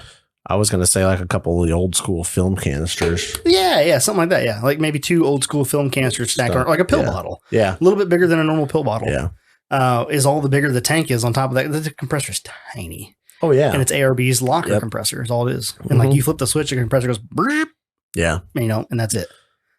That's why I don't think you need a huge tank. They were going to sell me one of those as well. And I'm like, I think I'm going to do an onboard air setup anyway. So I'm going to do that. I don't remember the model number for the compressor. If I don't do that, I'm going to do a air tank. Which would not be a bad idea. 2 things. Yes, sir. I don't remember the fuck. I literally just listened to this last night. The guy that started Power Tank is on Conversations with Big Rich. Oh, cool. It blows my mind when you listen to that, how he started Power Tank. He just was doing think of it this way. The guy's company's putting fucking air in a bottle and selling it. Genius. No shit, right? Yeah. Like they put welding gas in a bottle and sell it. They put this back then, not a thing. So go listen to that and your mind will be blown on how a guy takes a concept so stupidly simple and makes a legit badass business out of it. Yep. So very interesting. He saw it in the market. The other thing is the compressor that I have from Viair has a pressure switch in it so that it doesn't run all the time. So like once it gets to pressure, it shuts off. And then like you use a little air, turns on, turns off. Yeah. That would be nice for what you're doing. It's not a bad idea. Then it's just on all the time when you have keyed power, keyed power. But I'll figure it out when I get there. I'm not there yet. This will be just like the baby episode where I will say I'm going to do one thing and then come up with something different. I need to figure out lower front links. CO2 for a paintball tank. Definitely could do that. I've seen guys run them off of paintball tanks. I have 20-ounce paintball tanks at the house. Because they're super cheap. Cheaper. Not $600. No. Yeah, well, yeah. So you got options, bro. So I need front links. I need to decide on steel or aluminum. Okay. Just need to figure that out and pull the trigger. The only difference being price. Basically, at this point. Like, does it matter? Not really. Nope. So I need new lower links. I need my new upper. Yep. I have to figure out how long it's going to be. Get that done. I don't know what my plan is yet for all that, but I'm going to figure it out. Plan is to do it. This will be conversated a lot more in other episodes, but I need a transmission in the crew cab. Yep. I called the guy. Yep. And I want to figure that out, but I have to sell the fire truck first. For sale. Who needs a 6-liter? Come and get it. I need one, but I don't need I've had a bunch of people that said they needed one, but they haven't come and got it yet. Nut up. People from the podcast or just in real life people. Oh, Joe Zumpf got his V6 he wanted. Yeah, he went and picked it up this weekend, I believe. Nice. Yeah. I'll figure it. Somebody will buy it eventually. Somebody needs a 6-liter and a 480. Yeah. Call us up. Call us up. Let us know. It's for sale. Tell your friends. No discount. No discount because you listen to us on the podcast. I might give you a free sticker. There you go. Free sticker. Free sticker. If you purchase for asking price. I have to go pick up the stickers because I've had about 4 or 5 guys that want new or want review stickers. Well, you like not just want, they have earned. Yeah, I was gonna say stickers. You told them they had to go do work. They did the work. Now they're like, give us our shit. They're like, sticker, bitch. I'm like, well, I haven't picked them up yet. Yeah, you're like, call them. Don't advertise it if you haven't picked it up. Yeah, we like to do that. Let me real quick. I need to pull up Jeremy's event. Oh, get the date. Yeah, I need the deets. Oh God. Yes, sir. Hi. What's your godding? I need to get my stuff done for that event. Oh, did it change? Wait, I thought it was in September. It's not. What's the I'm date? way off. It's in October. I have more time than I anticipated. I don't know. October 17th and the 18th, Badlands Off-Road Park, Attica, Indiana. We're going to have a trail riders wheeling trip. You have a month and a half to finish your shit. You think you can get it done? Oh, it'll be done. Will it? The only thing I need right now that I don't have is my front axle shaft. So I talked to Brandon the other day at Brannick. Is this? I think it's great. Is this little logo in the corner Amish Cadillac? Yeah. But I think that whole thing's great. Okay. I didn't even pay attention. I didn't pay a bit of attention to what is going on here. Oh, really? No. How did you not? How? That's all I'd like to know. Because I've already seen this picture. Okay, so what I'm explaining here is that I've already seen this picture that Jeremy took while I was walking through the Badlands with my tongue's hanging out of my mouth. And I didn't realize that Lincoln went through and put, where did he get that photo? Mine's a bullshit. I call bullshit technicality on my picture because it doesn't qualify. Why does it not qualify? Because the fucking cab's on jack stands. The cab's on jack stands, and the wheels are put with it. It's on its wheels and tires. So where did he get the picture of your cab on jack stands like that? That is the first time I had just cut the floor out. That was like 100% committed to building a buggy. Was that picture? Because it didn't have the axles and wheels under it, the tires and all that stuff. Like he put all that in? No, that's when I first set it up to mock it up for the buggy chassis with the wheelbase and everything, with the floor cut out, motor and all that. It's really close. It looks really close to this rendering. Me and Josh were working together when we set that up with our numbers and stuff. So, and then it has you had the jack stand or you had the drivetrains on jack stands. Well, yeah, but the engine hoist up front, was that there too? That's holding the front of the engine. Oh, okay. Okay, so the engine was in there at the time. Yeah. Because you're trying to figure out where the placement was. Yep. I got engine, transmission, transfer case hanging from the engine hoist on a jack stand. And then the axles are on the wheels and tires. And then the cab's on jack stands. So technically, I don't know. I call bullshit technicality because the fucking thing's sitting on its wheels and tires. I didn't pay attention to the fact that those were our rigs in the background. Yep. Nor did I pay attention to the fact that they're both on jack stands. Your shit looks beautiful. Like mine's kind of like half-ass hover mode on jack stands. Yours is like flying on jack stands right now. Yours actually looks like it could be there on the trail. Mine's like, what? How did that get there? This shit's hover moding with fucking thrusters of jack stands. Thank you, Lincoln, for a good laugh. I have to show you this logo, but I can't show you now because I'll have to draw it up. But I had an epiphany the other day. A logo for us? Yep. Okay. You'll like it. So I need to get the transmission in the crew cab, which may actually be doable with this new timeline. Don't hold me to it.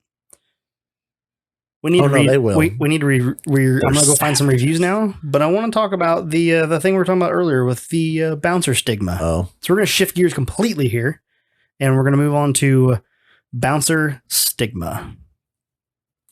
Do it. All right, so I wrote on my paper, not all toothless hill killers. Not all toothless hill killers. Okay. So tell me about it. So we were talking earlier about the, I want to talk about like rock bouncers. Rock bouncers literally started out, I think, because nobody knew what to do with them. Yeah. So they just decided like killing hills. yeah, well, let's go kill a hill because that sounds like a good fucking time. And then the other guy was like, I'm going to build one and I'm going to go up that hill faster than you. And it kind of took off as in it. So I don't remember what I was saying. Did you get interrupted? Damn it, Tucker. Anyway, so it kind of, I think it all started out with like, we don't know what to do with these because they're high horsepower fun time rigs, but like we're not trail riding them. So it started out with bounty hills, and that became cool until I would have to say if I was involved in that, I would get tired of it. Involved with the Just stigma? Bounty hills. Oh, no, yeah. not the stigma. Just doing bounty hills every weekend. Because what's the hills? What's the Once point? you do the hill, you're like, okay. Well, you get 20 guys to go do a bounty hill. Mm-hmm. One guy's going to win it. And then like, cool, I just totaled my shit out trying to get up this unclimbed hill to win, 20, 25 grand, whatever.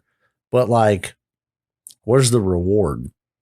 The reward's there for one guy, which I guess is cool. Right. But is that it? Is only one guy gets paid out on the bounty hill?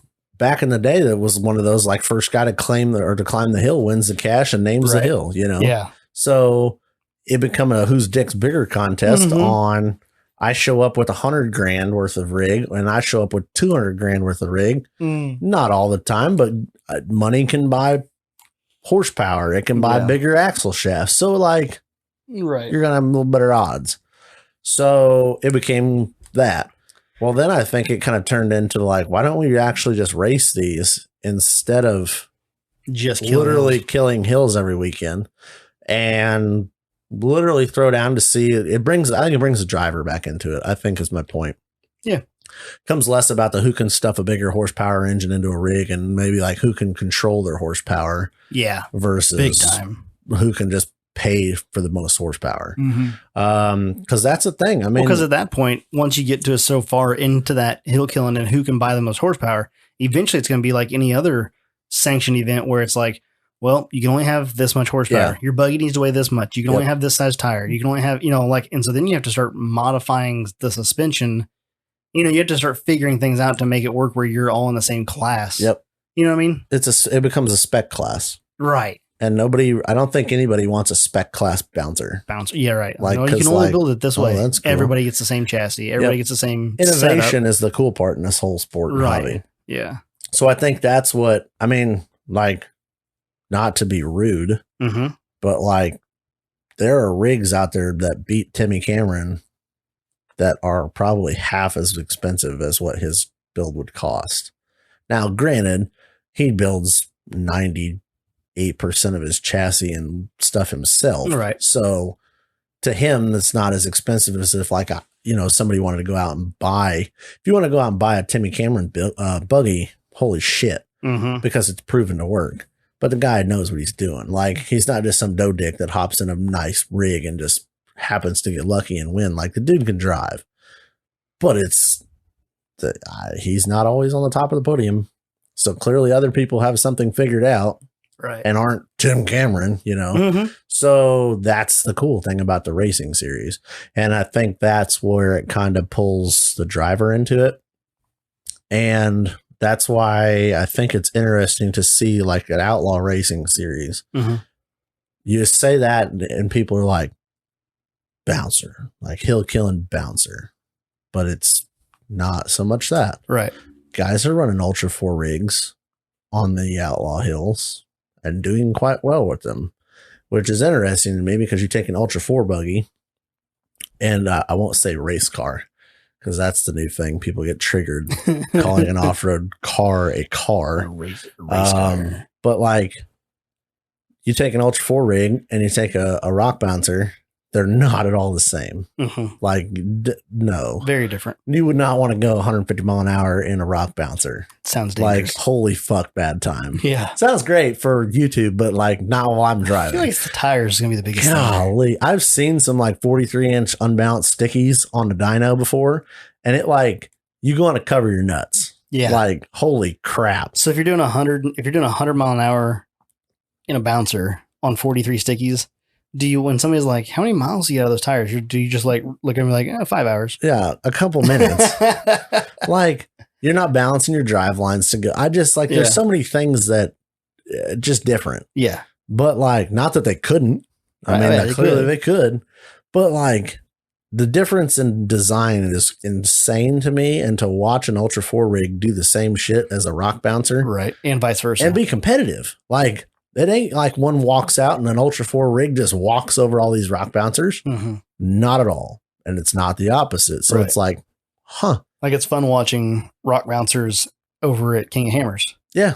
Doing that. It's competitive. Yeah. Like, you're like, it's like you take two completely separate shit and like you compete against each other and have a good time doing it. Right.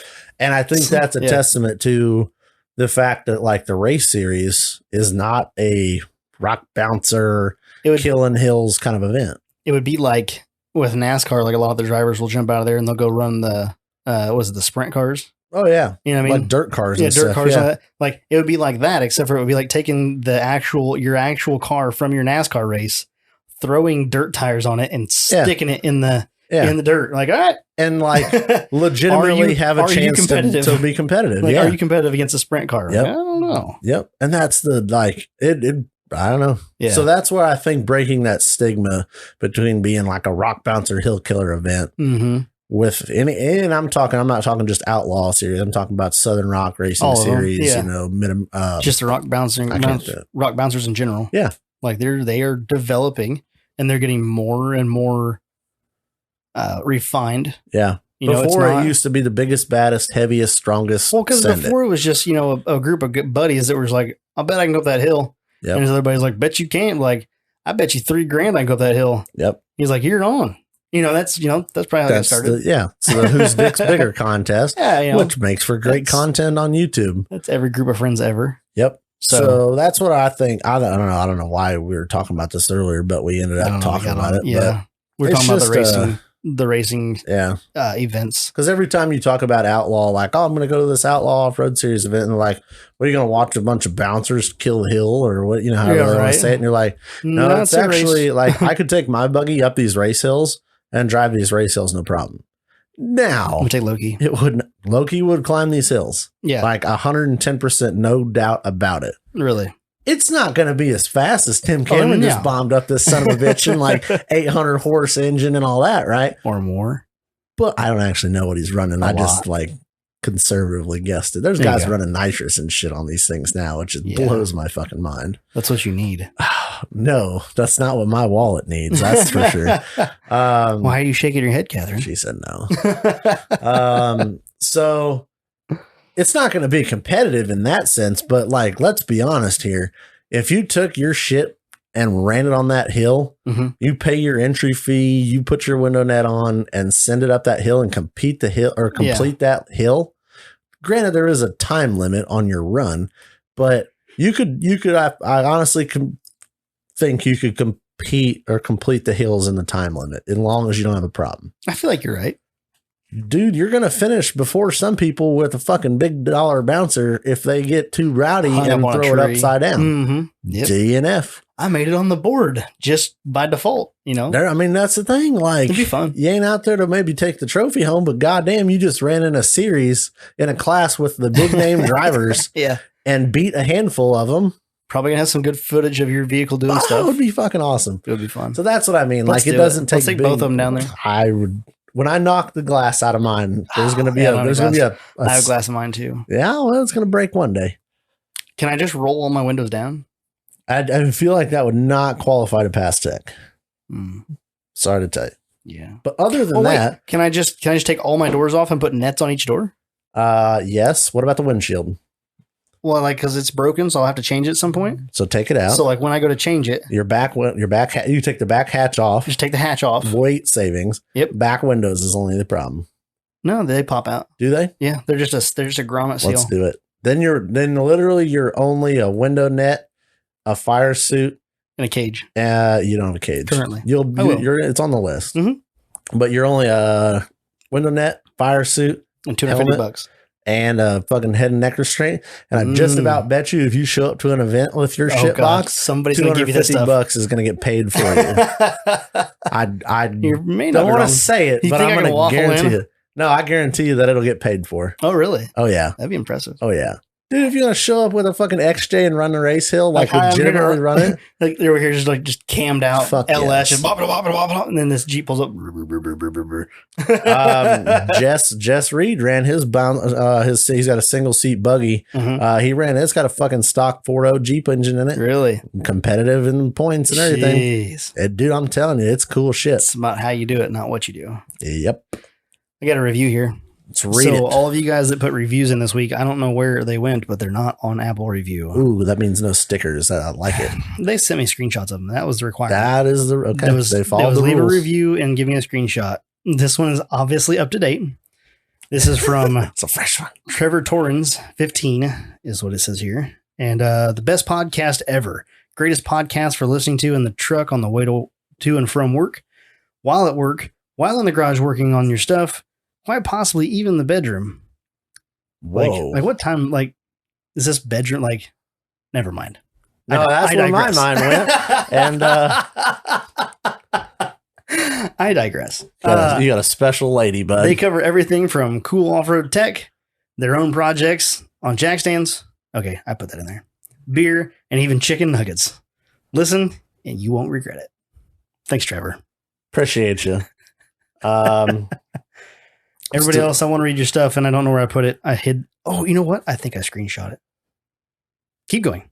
Oh, about so anyway, yeah, that's I don't know. We were just talking about this earlier, and we're like, oh, that'd make a good last call topic. So, it's just something that like I hate. I wish that it's just that. Oh, you got a mud truck? No, I don't have a mud truck. You don't get a mud truck. I didn't spend thousands of dollars on suspension geometry and design and shock valving and spring rates to go. I'm gonna go hit mud. If that's your thing, fine. Just don't call my shit a mud truck. So it's the same with don't call my rock bouncer a oh, you got a nice hill killer rock bouncer. Yeah, I do. Thanks, but it's a race car. Race car. Yeah. So I don't know. It's just neat to watch the Ultra Force and the rock bouncers kind of get down on the same hill, and neither one really. One spot on the course, one might have an advantage, and the opposite could be said for another place. So. I don't know. That's where I just think it'd be kind of neat to keep pushing forward to get away from that hill killing stigma. Yeah. And let's be honest, hill killing stuff and bounty hills will never go away because the whole like whose dick's bigger contest, it's never going away. No. You get two guys in a room. Doesn't even have to be guys. I mean, just two people in a room, and it's going to be like, well, I can do this better than you. Like, what does that mean? Right. So, whatever it is, I can turn the light switch off fast. Like, we'll argue over all kinds of dumb shit. So we'll argue over all kinds of shit. Yeah. So bounty hills are always a thing. I don't know. I personally, if I build $100,000 rock bouncer, I'm going to have more fun racing a point series than I will killing a hill. It's a lot less carnage, and I get to drive my shit in a course that's designed for me to drive my shit on. Right. I have another thing here. Send it. This is a reason for not buying a pint glass. It's from Patrick. This is reason for not buying a pint glass. Babies are expensive. And I sent him back a shrugging thing that says, mine wasn't too bad. And then he said, it's affordable. And then he's like, comes back with something else. And he was like, okay, you got me. I'm just a cheap fuck. And he bought a pint glass. I don't know. I don't know if he bought one after that or not. I'm telling you, I'll guilt trip everybody into buying one of these until I'm done, sold out. If you're ever in North Carolina, let me know. There's a ton of great beer here. There is a lot of. We visited the wife's somebody out in North Carolina, out in Raleigh for Thanksgiving 2 years ago. We went to this one place and they had craft beer. Like, I don't even know how to explain. It was a bar. It was like a liquor store and a bar combo. It was weird, but it was great. It's like picture like a mini mart, only of craft beer with a bar. Oh, really? Oh, it was brilliant. They had shit from, I think it was, might have been Triptych here locally. But But yeah, they had all kinds of different craft beer for sale. And then they also had their own craft beer for sale and on tap in the bar. It was pimp. Yeah. But yeah, it's shit like that's all over down there, and it's great. Blake Wood left us a review. Read it. But I don't know where it's at. Might be on Spotify. So you can't read it. I can. I have a screenshot that he sent me. Okay. And it says 5 stars. And it says, love the show. Keep it up. Or love the show. Keep up the good content, guys. And that's what it says. Well, so he decided to be professional and not talk shit in his review. See, I don't understand why his doesn't show up in the other review stuff going on, like on Apple or whatever, because the one right below that is from June 9th and it shows up. Yep. It's from Coyote. That's the weirdest spelling of Coyote 79 ever. It's Kioti. Different. Coyote. It just says never disappointed with the ... I don't know what the rest of that says because it's a screenshot. And then it says every week's new relevant topic feels like you're hanging out in the shop with them. That is the point. That's the goal, folks. That's what we're shooting for. Holy stuffs. Is that all you got? I think so. There's some other ones somewhere else, but like I said, like they came in all over the place as usual. They're always somewhere. But anyway, I will find some more of those reviews and screenshot them and keep them in my pocket for next week. Are you there? How many minutes are we at? Because my timer has stopped, and I don't know when I stopped it. You were the one talking a lot this week, so I just want you to know that it's not my fault. It's well over 2 hours. Oh, it's over 2 hours. 2.5? Not quite. It will be by the time you get done with it, though. Oh, my God. Okay, let's wrap this show up because I got to go home. My wife's going to kick my ass because I was here all day. Yes. And I was not supposed to be. It's almost 1 o'clock. I told her I might be home around 1-ish. Yes. So, thank you to all of our partners and sponsors, Complete Off-Road, Outlaw Off-Road Racing, Crawler Off-Road, Offroad Anonymous, and Morphlate. What are the discount codes? TOP10 on all of those, with the exception of, I don't think Outlaw Off-Road Racing has a discount code, do they? No. Okay, so Complete Off-Road, Crawler Off-Road, and Offroad Anonymous, all TOP10, and then Morphlate is total off-road for 20% off your Morphlate purchases. So go check that out. Speaking of off-road Outlaw Off-Road, they do have merchandise for sale. They got merch?